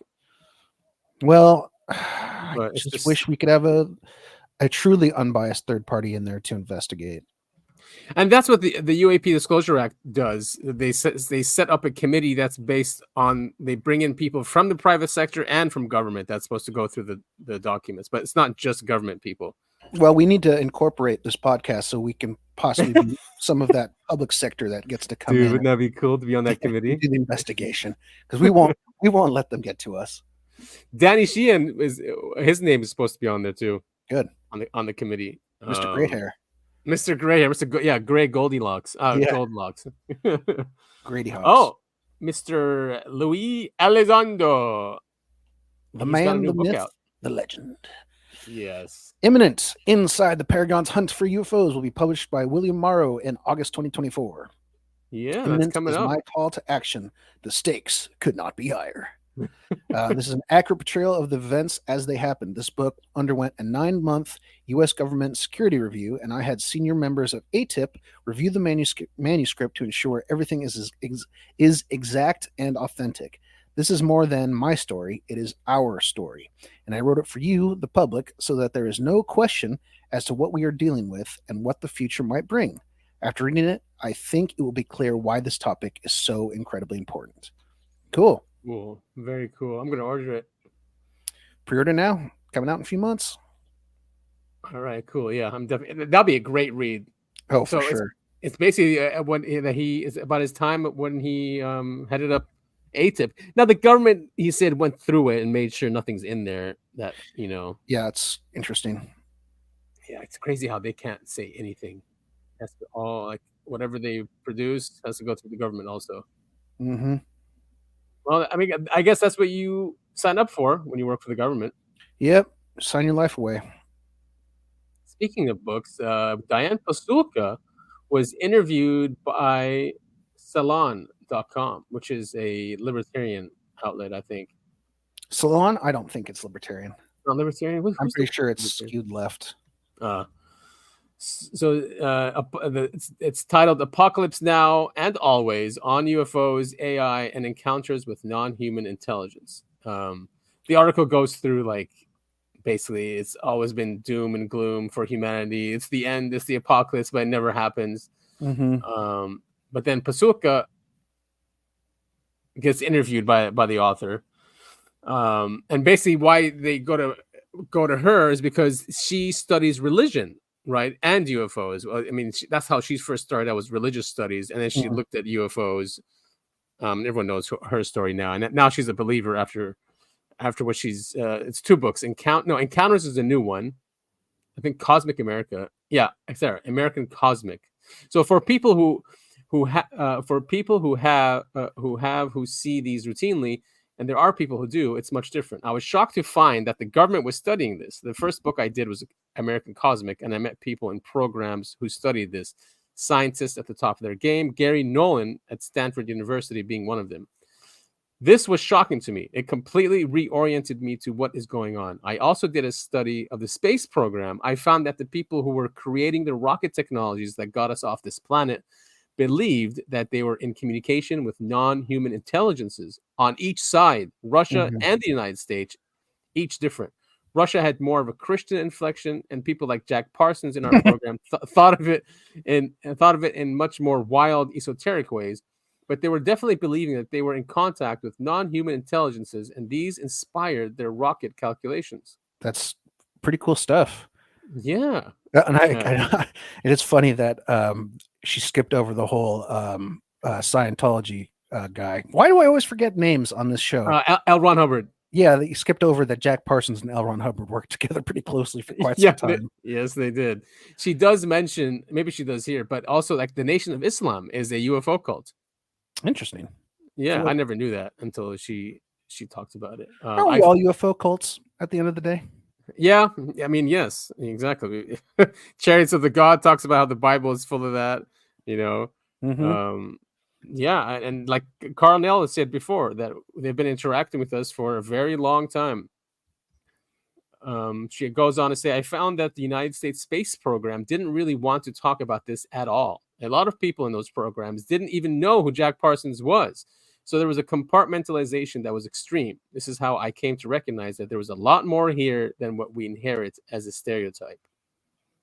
And it's a great interview. She's studying this as a new form of religion. That's a good, I think that's a really good way to approach it. Right. Well, and Stephen Greenstreet is saying that too. That's religion. And even Sean Kirkpatrick was saying that you can't convince these guys it's a religious cult. Well, he's just being a dick. Oh, here it is. Nation of Islam. Yeah. Great example of religion that was formed through its founders' UFO experience and events. And the end of the world for them is happening when the UFOs will come back and reshape social relations here on Earth. That's religion here in the U.S. It's all over the world right now. Yeah, I mean, the founder of Nation of Islam said that he met Allah, God, in a mile-wide UFO. Yeah. There's also Raelism. I know this one. It's in Montreal. Oh. Where you have a person who has a UFO experience, and we have millions of people who belong to this religion. I think Raelism is saying that aliens basically created us. Yeah, interesting. Very interesting. I'd love to attend mass at one of these UFO churches. I'm sure there's plenty around where we live, honestly. Oh my God, there's tons of them. What are the ones that with Halley's Comet? What were they called? Oh, the ones that all committed suicide by jumping off the roof. Heaven's Gate. Heaven's Gate, yeah. Clean, crisp Nikes. Great footwear. It was Nikes. Were they Nikes or were they Adidas? Yeah. So yeah, cool. I mean, and she's right. And maybe that's why also governments don't want to talk about it, because they know it just makes it we get feelings of that, or like or a religious experience, and you know, they want to be our gods, and they want the state to be what we worship. You think something ingrained in humans to be like that? Or do you think it's more of like a mystery and a curiosity? I think humans, whether they know it or not, are subconsciously drawn to the, I don't really know what the quite the right word is. Like, yeah, like we're drawn to mystery and wanting to know the truth, the things that we can't understand, but we're drawn to things we can't understand, you know? Yeah. But yeah, I read a series of books when I was a kid called Area 51. I've told you about them before. They're great. Mm-hmm. The guy wrote them as a ex-Marine, but in his books, you know, where aliens come out and, you know, we're interacting with them, even though the aliens are far superior to us and they're trying to control us using government and religion and all this stuff. And it's revealed near the end of one of the last books that religions were we were genetically altered by these aliens, and in our genes, they put in a gene that we have a need or desire to worship a higher being, and that's how the aliens infiltrated all of our societies, because they claim to be gods. Yeah, and that makes us easier to control that way. Yep, exactly. And you know, there's also all that stuff I've said on the show before. I was raised Catholic, and you know, there's all these rituals during Mass. You have to sit at certain times. You stand at certain times. You kneel at certain times. You sing and you chant. You pray all at the same time. There's the body and blood of Christ. It is a very, you know, trying to look at it objectively. Again, I don't think religion is a bad thing. Not at all. It's a great way to build a community and have healthy, happy, and well-meaning people around you, and that's obviously a huge positive. But there's structure. It gives structure, and it provides a sense of morality, which is really important.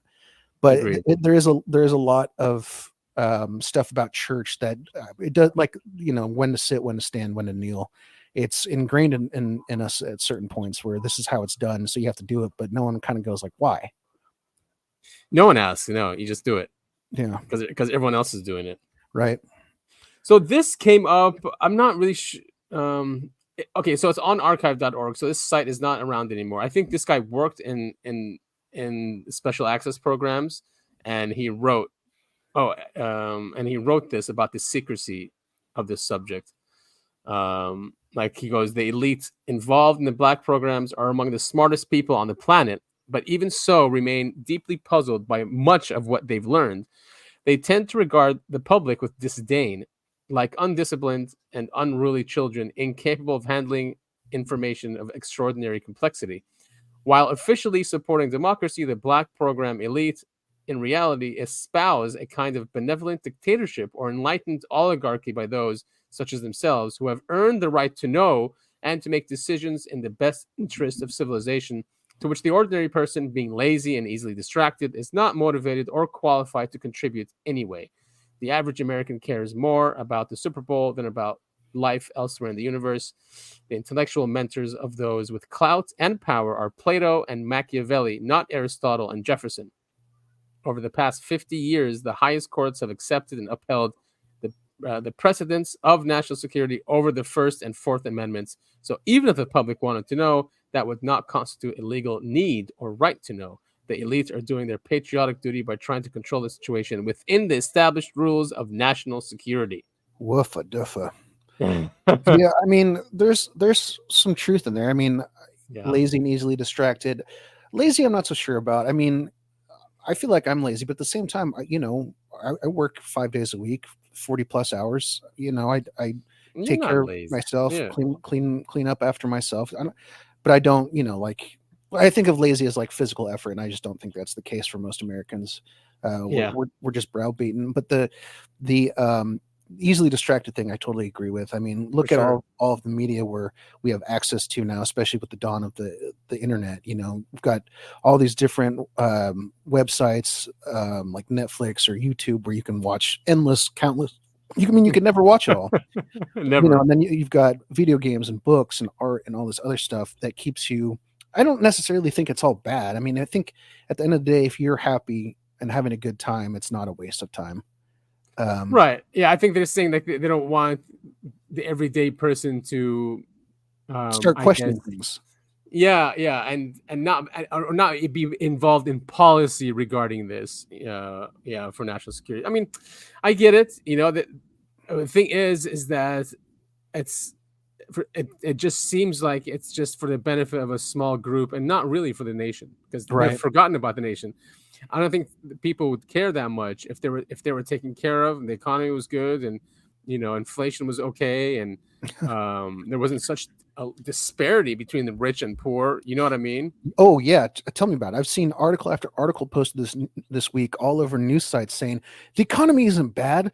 Why do Americans seem to live in this other bubble where they think the economy is bad? And it's like, bro, go rent an apartment, go buy groceries, and go look at the gas prices and tell me. Look at eggs. I can't believe it's normal now that eggs are $5, $6. It doesn't sound like a lot of money now, but we've gotten used to it. But if you say two years ago that eggs would be $6, that's insane.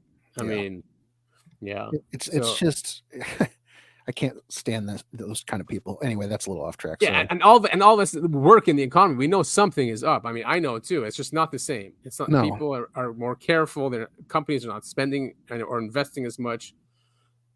E-commerce is terrible. That's maybe not for the big guys. You sent me this. I did see something. A lot of news about this too. Yeah, U.S. believes Russia launched a space weapon in American satellite path, and this is coming from Reuters. 22nd May. U.S. Defense Intelligence believes that the satellite Russia launched last week is a weapon capable of inspecting and attacking other satellites, as the Russian space apparatus has been tracking a U.S. spy satellite in orbit. So we have a spy satellite, and they're upset that the Russians are looking at that going, we don't want that over our country. Get out of here. That's so stupid. Hey, we're spying on you. Leave us alone. Yeah. How dare you? Quote from U.S. Spacecom: "We have observed nominal activity and assess it is likely a counter space weapon, presumably capable of attacking other satellites in low Earth orbit. Russia deployed this new counter space weapon into the same orbit as the U.S. government satellites." Duh. It's probably Ukraine. Space Wars. Well, Star Wars. I love those movies. The Russian satellite appears to be trailing USA 314's orbital path at a faster speed, suggesting the two will eventually come into closer proximity. Reuters emphasized that the Russian satellite deployment occurs amid U.S. accusations that Russia is developing space-based nuclear weapons capable of destroying entire satellite networks. No. Great. Keep the nukes out in space then. So, yeah, and then there was an interview after that. And we don't have to go through it, but I mean, he basically said that there are no nukes in space. He's NASA Watch. He's from NASA Watch. He says there are no nukes in space. I don't buy that. That the countries abide by it, and that there's actually peace in space. No, absolutely not. Yeah, absolutely. We wouldn't have made the Space Force if there is. Yeah, there's no way. I highly, highly doubt that. I mean, that was Reagan's wet dream. Yeah. He called it Star Wars. He called it Star Wars, SDI. Strategic Defense Initiative. U.S. Air Force releases first in-flight photos of B-21 Raider, newest nuclear stealth bomber. This thing looks so amazing. Pretty wild, yeah. It is, once again, looks like the B-2, doesn't it? It does, yeah. B-2, the big triangle looking thing. Yep. Is that a B-2? Right, or is a B-2 the bombers from World War II? No, B2 is the other is the stealth one, yeah. Okay. And this is the upgraded one. I mean, it looks like the Roswell craft. Look at that. Yeah, I mean, from this front angle, it looks like a UFO. Yeah. Obviously, if you look at it from above or below, it's whoa. Yeah, that's pretty cool. It looks like a bird in flight. Yeah, like with its wings back. Of course, this is a nuclear powered one, so it's nuclear powered, right? I don't know. There is electrogravitics, so it does actually float. It uses electrogravitics to make it lighter. But of course, about 140 feet. Smaller than B-2's 170-foot wingspan. Yeah, it doesn't look that big. They're going to acquire 100 more B-21s. Wow, that's a lot of money. Yes, it is. Each one of these is probably like in the billions. Yeah, I was going to say. Because the B-2 was like in the billions. Hold on. Scroll up to the top. No, very top. Very top? Very top. Here? Very top. Very top. Nuclear stealth tech bomb. Scroll down to the. I'm trying to figure out if it's nuclear powered. I thought. Nuclear stealth bomber.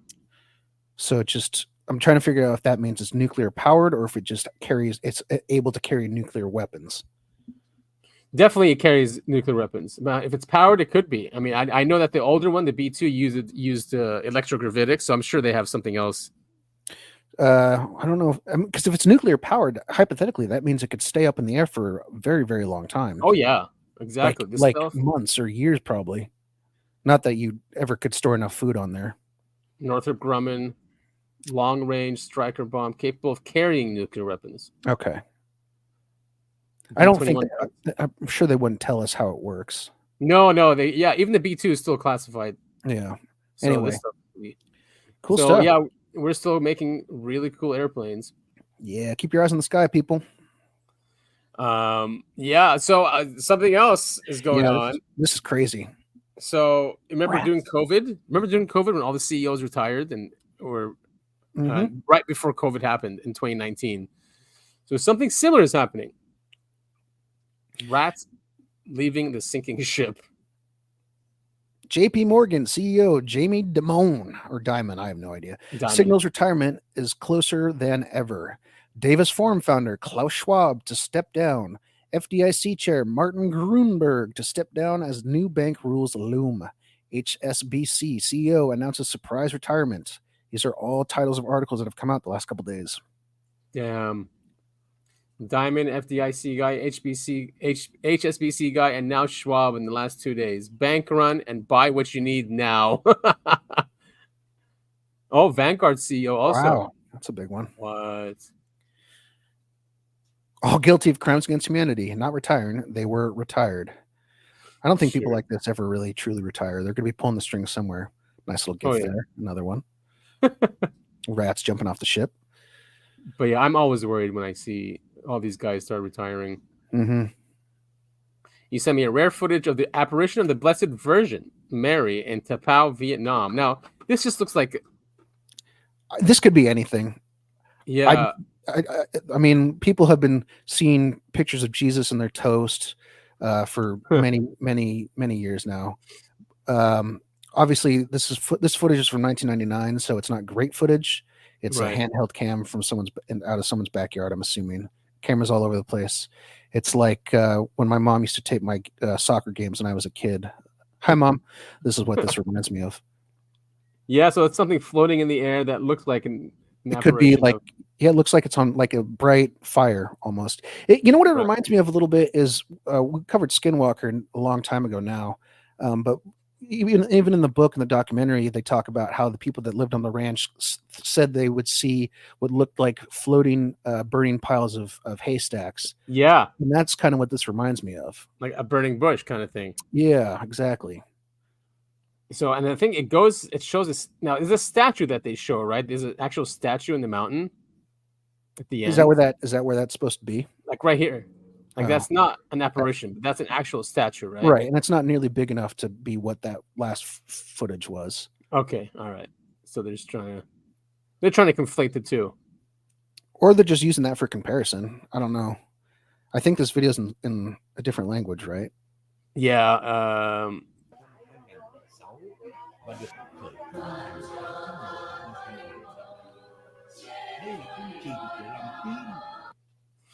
I don't know. Vietnam is really cool if you ever get a chance to go, though. Everyone out there. Oh, yeah, we've talked about that. I mean, I like Asia in general. Just the life there is much cheaper. The food's great. The people are awesome. Amazing. And when I was smoking cigarettes were like $1. It was like a pack of cigarettes and a lighter. Man, they chain smoke like crazy there. Oh, yeah. Especially Vietnam. So this you sent me. What day was this? 6 days ago, early in the week. Damn. So the sun is being really active, but this is really scary when you see it's a giant wall of fire with tornadoes flying out of the sun. I mean, this is some metal stuff right here. I can't remember what the size of this is supposed to be, but this is like magnitudes larger than Earth is. That's like hundreds of Earth. Yeah. I think we're like a dot right here. Yeah, exactly. I mean, this is a huge wall of fire that can't even be comprehended by human minds. I mean, this is truly some Lovecraftian stuff. And then, the little corona jumped off there. Watch here, yeah. Zoom. Boom! Oh, yeah. That's really cool. and very scary. Damn. Wow. Anyway, really cool footage. Our sun, when you get to see footage like this, because obviously you can't stare at the sun, not good for your eyes, even with sunglasses on. So they have special telescopes pointed at the sun with different filters on, so they can actually look at the different phenomena that's going on there, and it's really cool to see. Yeah, I used to have a filter for the sun on my telescope, and you can see sunspots. So cool. Yeah, I miss having a telescope like that. So when you first sent me this, it said that it is canceled indefinitely, but now it says that there's a new date. Okay. Yeah, because So when I Boeing- sent you this, it was because when I found the article, it was like more problems for Boeing. Boeing indefinitely suspends their Starliner launch, but now they're saying that they have a new target date. Yep, there's a new target date. Boeing obviously has been in the news a lot recently. We've covered it the last few weeks. Their planes they can't keep them in the air. The one job a plane has to do is stay in the air, and they just can't get it done. That's so freaky. And yeah, they're killing whistleblowers. Yeah, they're killing whistleblowers. Yeah. Now they're pushing back launches of their Boeing space flight. Did I send you the article about there was also a rocket test for SpaceX that exploded? It was just a rocket test though, so No, I don't think I saw that. No one died or anything. It was just a test and it failed. Oh, so They had okay. to push back the launch. Like from what I understand, it wasn't even attached to anything. It's literally just a test of the rocket. Oh god. Like Okay. They do that a lot. Yeah. So it They was blow up normal. a lot of things. Yeah. Oh yeah. Can't So- make an omelet without breaking a few eggs. Agreed. And Can't so go to this is space without killing some whistleblowers. Sorry. so this is supposed to carry astronauts, Yeah. right? Really, the tip? Yeah. Starlink is That since doesn't the top seem- United launch after the planned launch was scrubbed. Starliner's first flight carrying astronauts, is now expected to lift off no earlier than June 1st at 12:25 p.m. with several backup. Okay. So June 1st is their date. Yeah, June 1st. Okay, that's not that far away. That's like a No. couple days, isn't it? Yeah. So here we go. The updates comes after several previous delays this month, and a week after Starliner missions teams reported a small helium leak in the service module of the spacecraft. They traced the leak to a part called a flang on a single reaction control system thruster, where it's helium fine. is used to allow thrusters to fire. I would not. If I was one of those astronauts, I'd be like, "I'll catch the next one, guys. You guys can have this one." I always wanted to be an astronaut. Yeah. Oh, this is what I wanted to show you. Just in, bill to ban the Federal Reserve from issuing a CBDC passes the House. Yeah. Yeah, they actually did something for the people. It's probably for them too. Gonna go nowhere, but who knows? But I mean, that's great because CBDCs are scary, right? I mean, that would completely just end freedom forever. I don't like that this is a partisan thing. You see that all of the Democrats voted nay except for 3. Well, and of course, there's the was that non-vote envy? They just say present instead of voting. Oh yeah, they don't want to be on record. Yeah, but Republicans, a lot of them said yay, which is great. I mean, CBDCs is programmable money. I mean, you'll get paid with CBDCs. It will expire in time. If you buy too much meat, for example, for that week, and you're not allowed that much meat, then you won't be able to buy meat with that CBDC, even if it's your money. Yeah, you know? I mean, it's the Chinese social credit system, but just a little bit different. I mean, and that's what they want to do that's the plan, actually, when this system, the Federal Reserve System, collapses, the plan is to move CBDCs. So I don't know if there's going to be a choice. You bought too much meat. Time to go eat some soy. Yep. And then there's a guy who was on Rogan. You spent too much time at the gym this week. You can't go in. Yeah, or something like, those dissidents, those COVID dissidents, like Malone. Basically, if he's a dissident, then his CBDC won't allow him to buy gas or a plane ticket to go have an interview with Rogan. Mm-hmm. That's crazy. Stuff like that. Yeah, it's crazy control. I mean, this is dystopian sci-fi movie future shit. People who want to get away from the government live in tunnels, and the people who live on the surface all think everything's hunky-dory because the government tells them everything's hunky-dory. Yeah, you know what's scary also? I mean, I was reading that, if people's pensions, like say the system is collapsing, right, and people's pensions are going to go to zero, they'll say, listen, if you don't want your pension to go to zero, then you have to switch over to the new CBDC system. And a lot of people are just going to say, okay, you know, they don't want to end up being broke after working their entire lives and saving and investing their money into a system that's collapsing. So if they are offering a new one and say they wipe debt also, they might do that with some people, that they say, all right, you come to this new CBDC systems, we'll wipe off all your debts.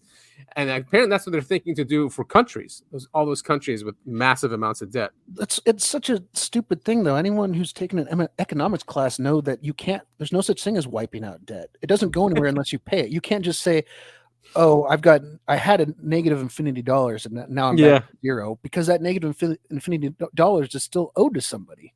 Right. I mean, you could do a write-off. I mean, and lots of corporations do that, where when debt cannot be collected, they write it off. So they pass a board resolution, right, and then it's written off. But it's a loss. They take that as a loss on their books. Mm-hmm. So who would take this loss? I guess it would be who's this money owed to? The banks. Yeah. So the bankers would take that loss. I mean, they have trillions anyway. If it truly was that, if the banks were going to take the loss, there's no way this would have even passed the House. That's a good point. Yay, Spielberg, he's back. Yes. Summer 2026. A new UFO film for summer 2026. Seems like everyone is getting in while it's hot. He's getting, how old is he? 77. 77 years old. Wow. A new original event film is about, though it was already reported to be about a UFO film. And it's unclear what the entitled project. Okay. It's his own idea. David Coep is writing the screenplay. Do we know who that is? I don't know who that is. I'm assuming it's someone who's worked with Spielberg before, though. Yeah. Like Close Encounters of the Third Kind, Schindler's List, E.T. I mean, Spielberg always has had an interest, it seems like, in UFOs and the paranormal. Like Raiders, like I'm looking at Raiders, like this list here: Raiders of the Lost Ark, E.T., Close Encounters of the Third Kind. I mean, that's all not your run-of-the-mill, kind of movie. I mean, AI even had aliens in it at the end. Yeah, that's right. He brought that in. It wasn't in the original script. I don't think those were aliens, right? They were just super advanced robots, I thought. No, they were beings. No, they acted like beings, but I could have sworn, because he's like the kid in AI is like a robot, right? And he keeps traveling into the future, like by being shut down or whatever. I barely remember the movie. He gets, and at the very last scene is with those alien beings, but I always assumed those were just the very super advanced, like AI robots of the future. I mean, they'll definitely advance or and even consciously advance, because they'll make the craft with their consciousness. They'll just like, come together and disassemble like in seconds. Yeah. But yeah, that was actually my favorite part of the movie, is at the ending, how they try to recreate his mom and bring her back. Yeah, I haven't watched it for like years and years and years, over a decade. But I remember I didn't like it that much. I thought it was way too long. But like I said, I haven't watched it anytime recently. Yeah, so I rewatched it, I think, a couple months ago with my daughter. I really liked it. I didn't like the original one. I thought it was too cheesy. I just thought the kid, he's such a good actor, but he creeped me out. So isn't it the same kid from The Sixth Sense? Yes, it's that guy. Yeah. Yeah. And what's he doing? I wonder what that guy's doing now.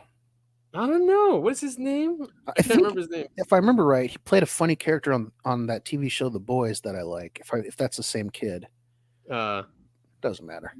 I can't remember his name. Dude, have you heard the stories coming out about the director? What's his name? Francis Ford Coppola behind this? No, what? Apparently, like, he was just a complete psychopath when directing this. He constantly was having like the attractive women on set sit on his lap. He would be late to showing up to shooting stuff because he'd be hiding in his trailer smoking weed. And like, you're kidding me. And when it was premiered at Cannes, they had on stage, like not on the screen, like someone come out on stage and act like they were part of the movie, interviewing one of the characters on the screen. Dude, isn't he like 80 years old or something? This is going to be either the most bizarre movie of all time or just a huge flop. Yeah, it does look weird. Do you know? Have you ever watched Metropolis? The movie Metropolis, like the original one from like it was like one of the first movies that came out. Wasn't it? It was a newer one that came out. It was animated. So is this a remake of Metropolis? Metropolis. See, the one I'm thinking of was the 1927 film. Right. No, yeah. So they remade it again as an animated one. Oh, I didn't know that. Yeah, it's really cool. I'll have to check it out. Yeah, you'd love it. So that's what this reminds me of, but I guess it's not. So Megalopolis, it does look like it's some apocalyptic movie in a way, right? Woo! It doesn't. Anyway, let's watch the trailer. It doesn't say much to the trailer, but like you said, it could be a complete flop or it could be really, really good.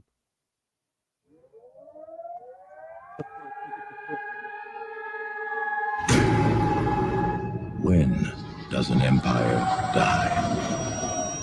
Does it collapse in one terrible moment? No. But there comes a time when its people no longer believe in it. Don't let the now destroy the forever. Ladies and gentlemen, and children of all ages, welcome. Is this society, is this way we're living, the only one that's available to us?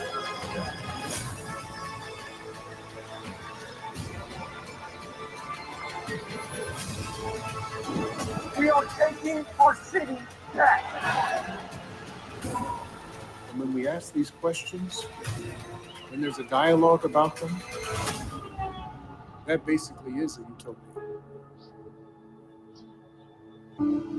I like Adam Driver. Yeah, me too.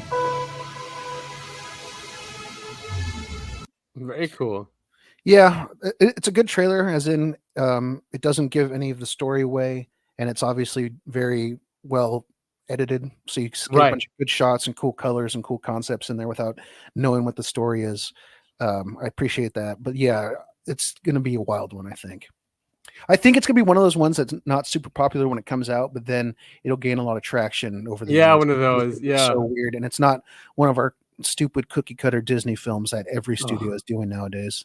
We watched a movie last night. I think it's called Judge or The Judge or something, and we were talking like we don't release movies. It's 10 years old, and we were talking about they don't release movies like that anymore. Like good drama with a great cast, and it has to be like crazy Marvel superhero shit. I know. Yeah, we just got oversaturated, and now, I was just reading what was the big movie that came out this past weekend? Furiosa, the Mad Max. Prequel. Okay. Apparently, it's flopped super hard, and this is the worst opening weekend for a Memorial Day weekend in 41 years. Dude, that's too bad. I think it's their fault, because I even got confused. I thought it was like a TV show. Yeah, the marketing wasn't that great. Right. But I mean, apparently Fury Road, which is a great film, got great critical reviews. And I love that loved movie. it, but that was apparently a huge flop as well. And I didn't know that. I didn't know that. It's an expensive movie that didn't make very much money. I'm surprised he was allowed to make this one. Right. Like Charlize Theron, she's in there, right? She's great in that. She was the Furiosa in the Mad Max, but they got a different actress to play, because this is a prequel to play Furiosa, so she's much younger. All right. Well, there was some Israel stuff I was going to share, but we're coming up to 2 hours, so maybe we can just share our representative, the representative of the free world, or maybe as our declining empire. Administration working around the clock to free the remaining hostages, just as we have freed hostages already. And here with us today is Hirsch Goldberg Poland, and it's still he is not here with us, but he's still being held by Hamas. And Rachel and John are here with us. Stand up, guys. My administration working around the clock to free the remaining hostages. All right, it's not funny, but it's sad. It is sad, and it's always timely. It's like, while this empire is declining, of course he's going to be the leader. I can't believe they really want him to run another 4 years. I mean, isn't that nuts? He can't be in charge at this point. No way. Like there's no way he's making any kind of actual decisions. He's reading answers from cue cards, and even even have the mainstream media saying they've never ever seen this before from a president, where he can't just answer questions. And he goes, Rachel and Joey stand up. I mean, he's supposed to be with Trump, right? It's next week, I think. They're supposed to Are they be, actually doing debating. it? They're doing it. Oh God, that's just great, just fucking great. So he's gonna be screaming because he's gonna be hopped up on whatever. Well, that's why I was asking if they're going to do it, because last I heard Trump said he'll only agree to do it if Biden takes a drug test before he goes on stage, because he wants to know what uppers they're putting him on. Trump is hilarious, man. I mean, and that was the last I heard about it, and it doesn't seem like, I didn't think it was actually to go forward. Oh, so maybe not. Did you hear he went to the Libertarian convention? He got booed. Yeah, I was reading that this morning. He got booed, and he was telling them, if you vote for me, unless you guys want to lose again. But they picked their candidate. I forget his name. He's a doctor. He's pretty good, actually. He said he'll abolish all these agencies. Obviously, he's not going to win. I wish he would, but he'll abolish all these agencies. He'll cut all military aid to everyone and Israel, obviously. He wouldn't be sending weapons over there, and so his stance on Israel is pretty good. You were right. They have agreed to a debate in June, it looks like. In June? Sweet. Yeah, That should be fun. just Googled it. CNN had a story 2 days ago. New York Times said a week ago that they agreed to 2 debates. Oh, wow. First debate is expected to be held in late June on CNN, and I can't look at the rest of the article because Times has a paywall. Anyway. All right, so this is our last one. So the pier built by American invaders in Gaza has been washed away. Oh, no. $300 million. It did look okay. This is really funny. I had no idea this happened because I kept seeing people on Reddit going, "Oh, look at you idiot Republicans saying that we don't know how to spend our money properly. We just built this great pier," and everyone's going like, they spent millions of dollars on this skinny little pier that looks like it's about to fall apart, and everyone's like, "Oh, you're just saying that because Biden's in office." And then I didn't realize it had fallen apart. But it just happened. It just happened before we started. Oh wow. So we can't even build piers anymore. I mean, what is going on? What is going on? Well, we can build piers, but that does not look like a great. I mean, look how thin it is. Yeah, it doesn't even look like it's... If you want a pier that is sturdy and stable, you build it like a good one. What they did was just build like a really thin tire track. When I saw it, there's a picture showing from space too. It looked really intricate and long, and so strange. Who knows? They probably had crazy storms. I guess some of it is out there. Yeah, it does look pretty stormy. Yeah. I know there's some crazy stuff happening. What are some of the replies? I'm curious. I'm scared because it's going to be all these guys. And it's probably going to be horrific. Okay, it's just You've more. Seen the remix yet? What's the remix? Oh, God. Oh, my God. It's cheesy. It's a song from like Titanic. Yeah. Anyway. They plot they say God is great. They'll say that the water is anti-Semitic. Oh yeah, how come that? Did I skip that? The Iranian president was. We didn't talk. Did we talk about it last week? Did we mention it? No, that happened this week. That happened this week. Yeah. Yeah. Go ahead. Yeah. Here we go. Iranian president's helicopter crashed. Yeah. But they were saying, like, when the article first, or when the crash first happened, they said he had a rough landing. There was a bunch of conflicting stories, but then this came out from Turkey, I believe, was who first found the wreckage. And as soon as you saw it, it's an RFID footage, so it's in black and white or white and black, and you can tell it's a big scorch mark on the ground. I mean, this thing didn't crash land; it crashed. Yeah, exactly. Well, there was 2 other helicopters that made it. Yeah, and it was stormy in the area, low visibility, really foggy, but they had a tough time getting out to the wreckage because of how bad the storms were going, I guess. Yeah. But yeah, I mean, when they were flying the helicopters, it was foggy and they were clearly too close to the ground. I mean, this is the same thing that happened with Kobe Bryant, actually. Exactly. Yes, it was also foggy. It was windy, and he crashed into a mountain. Yep. So I don't think. I mean, Israel wouldn't anyway take responsibility because they never do. But I don't think they did anything here. I think this is just it is what it is. Yeah, it's time for him to go. and his, I think, defense secretary or something. I think I was gonna say, I'm pretty sure. I don't. His number 2. I can't remember what that position is called. Yeah. But anyway, he was on the helicopter with them. I don't know who's in charge now, but it doesn't really matter because they all report to what's his name? Ayatollah. Ayatollah, yes. Which means in Arabic that means Ayatollah means proof of God. So that this person is proof of God. Interesting. Yeah. Interesting. So that is it, cuz that was a lot. That went 2 hours went by quick. Yeah, we got through a lot today, and yeah, we covered a lot. Of course, if you guys want to look deeper into anything we covered, as always, check the show notes. Adam does a great job of linking everything together, so it's easy to find once you want to go in and do some more research on yourself, or not on yourself, for yourself. Right, and make sure we're not lying to you guys, and we are that there are actual sources to what we discuss here on the show, and you can dive deeper. So I'm sure Topher is going to dive deeper into the consciousness. Yes. Episode with Dolan. Yeah, I'll send that. I'll resend that to you. It's a really, really good interview, especially when they get into like what it means to UFOs and stuff. Yeah, no, I want to. Even that short clip we played, I was like, yeah, okay, I'm all about this. Did I tell you about that one device that they're testing? It helps you with your dreams. Yeah, we talked about it on the show. Okay. Yeah. All right. So I signed up for it for the beta test, but they didn't send me anything. So I didn't qualify, I guess. No, bummer. But that would be fun. Oh yeah. Right? I'm still not totally convinced by it. I feel like I'd get stuck in a bad dream. Dude, don't say that. Okay, I don't want to do it now. But this is what we talked about when we were talking about on the show. That's why I was like, I'm not so sure about this.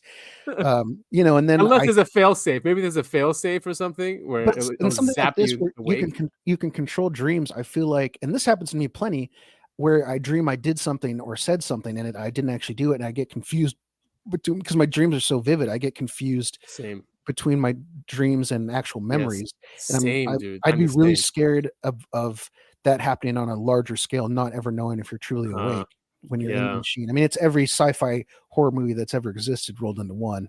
Right. I think Black Glass did an episode. Black Mirror. Black Mirror, yeah. I mean, there's just the brain is such a so little of the brain is truly understood. And so stuff like this that's messing with something like dreams, which we don't even have a scientific explanation for yet. Right. I mean, that's why I'm so cautious about doing something like this, because I have no idea how it would affect you. Yeah, so it'd be better to just let someone else try it. Let them report on it. If it works out, then I'll try it. I'm not going to sign up for the beta, but like version 2, version 3, in a few years, I'll give it a shot. Yeah, I think they should have a fail safe, something where if you're struggling, that'll like zap you awake, so you're not stuck or something. Yeah, but then it's like, how does it know if you're struggling? And then too many people complain that they got zapped out of a good dream, and then they have to go back to the drawing board. And you ruined it for me. I was married to Marilyn Monroe. Man, I've been having some crazy dreams lately, and very vivid too. Yeah, I was prescribed trazodone from my doctor for my sleep troubles. I don't know if you've ever, but it gives you very, very sweet, cool, vivid dreams. Really? Yeah, it's awesome. I have crazy dreams. That's cool, man. Yeah, actually, I have an idea that I want to talk to you about that came from a dream. Nice. Once we're off the air. Okay. It might be something. It might be a stepping stone for something else. I'll put it that way. Okay, cool. Anyway, we want to thank you all for tuning in to episode. Oh wait, you know what? I do want to do a TV show recommendation really quick. Go ahead. Outer Range on Amazon. I watched that. I didn't finish it though. Season 2 came out a week or two ago. I like it. I'm seeing a couple people like it, and some people don't. Why? Because it's slow, a little slow. I think people just like to complain. I like the slowness of it though. It works. It's expansive, if you know what I mean. Like they want Independence Day instead of what we're seeing, because it is a slow burn. It's a mystery that slowly unfolds and adds more layers on top of it as you go on. Just for a quick synopsis, everyone, it's about 2 families that live on large ranges, farms side by side, and they have Montana, right? No, it's in Wyoming. But my hometown, maybe I shouldn't say that. Never mind. Not going to say it. Anyway, these two families are having a dispute over their where their property line is, essentially. But there's a huge sci-fi element to it that kind of is the driver of the show. And there's all these different things that get thrown in, and people have, it's these families that are torn apart and they're trying to get back together, or they're together and they're trying to fight the other family. It's a very, very cool dynamic. It's half There's Western. something mysterious in one of the farms, and the other farm wants to have access to it, right? Yeah. I mean, it's great. Wait, that's cool. And it's got who's the main character? What's his name? Josh Brolin. No. Isn't it Josh? He's the guy who played oh my god. Yeah, never mind. Josh Brolin. Josh Brolin, yes. Thank you. Oh boy. I need to just have Wikipedia open on a separate screen so I can just Google just like who's this actor? Who's this actor? What's this book? What's this movie? Yeah, I mean, a lot of shows have Jamie on that can do that, Jamie, what's Jamie, that? Jamie, bring this up real quick. Yeah. And of course, go check out Twin Peaks if you haven't. It's very, very 90s cheese, but in a good way. Yeah. But yeah, both those Twin Peaks takes place in Washington, but several towns near where I grew up are mentioned during the run of the show, which I really appreciated that because of where they're located in Washington. It would make a lot of sense. Yeah. And same with Outer Range. The towns they mention around them are real places that you can go to. And I have lived in one of them for a large chunk of my life. It just shows you how this land is so mysterious, like the U.S., right? I mean, it's always had that mystery, and there's always these stories. And everywhere you go, every corner of this amazing country you go to, you got all that crazy stuff with UFOs in the Southwest. You've got monsters and Sasquatch up in the Northwest, and then you've got the swamps and the swamp things and all those mythical, scary bug creatures in the Southeast. Northwest, there's Maine. I don't know, something goes on there. Yeah, I mean, not many other countries have that. I mean, maybe Russia does. I'm not sure. I think Russia does because it's also a huge landmass. Yeah, but a lot of Russia, a huge chunk of Russia is completely unpopulated because it's infeasible. Cold. Like it's too cold. You can't grow anything. You can't do anything out there. Whereas, of course, in the U.S., we've got a lot of farmland in the middle of the country, but it's livable. Right. Yeah. And something that I think are wonderful people across the pond in Europe, they don't understand because our states are more like their countries, Yeah, that's true. And that's originally how our founding fathers wanted this country to be.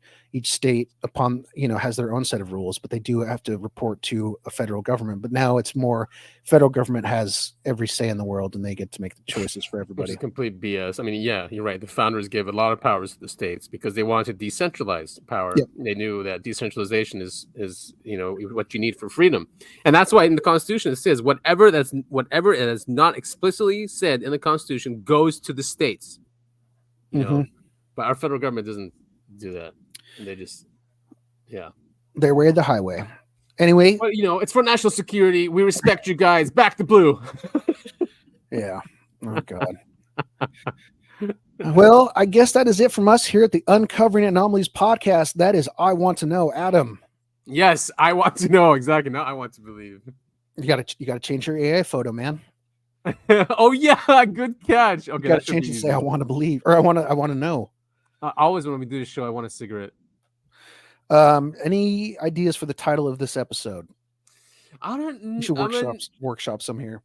Yeah. What do you think? What What comes out the most? I mean, consciousness was in there. We went through the stuff about Mexico. All right, get it. Do an AI picture of an alien with an antenna coming out of its brain, sending off signals. And it says the conscious bending reality of UAP. That wasn't very good, but okay, I see what you're saying though. So all right, so I'll try bringing consciousness in there. Yeah. I still really and those guys in the space program say that they communicate with the aliens. Yeah. Something like that. I was really hoping last week, like we talked about during the show, I really wanted you to do that alien like on the side of the road with a crashed UFO, like asking to hitch a ride. Oh, is that what it was? See, I couldn't remember. Like shit, what we talked about? The title was, and then I just. That's all right. Yeah, it's still good regardless. Anyway, like I said, that's I Want to Know Adam. I'm Space Trucker Topher, and thank you all for listening to episode 73 of UAP, the Uncovering Anomalies podcast. Till next week. Bye-bye.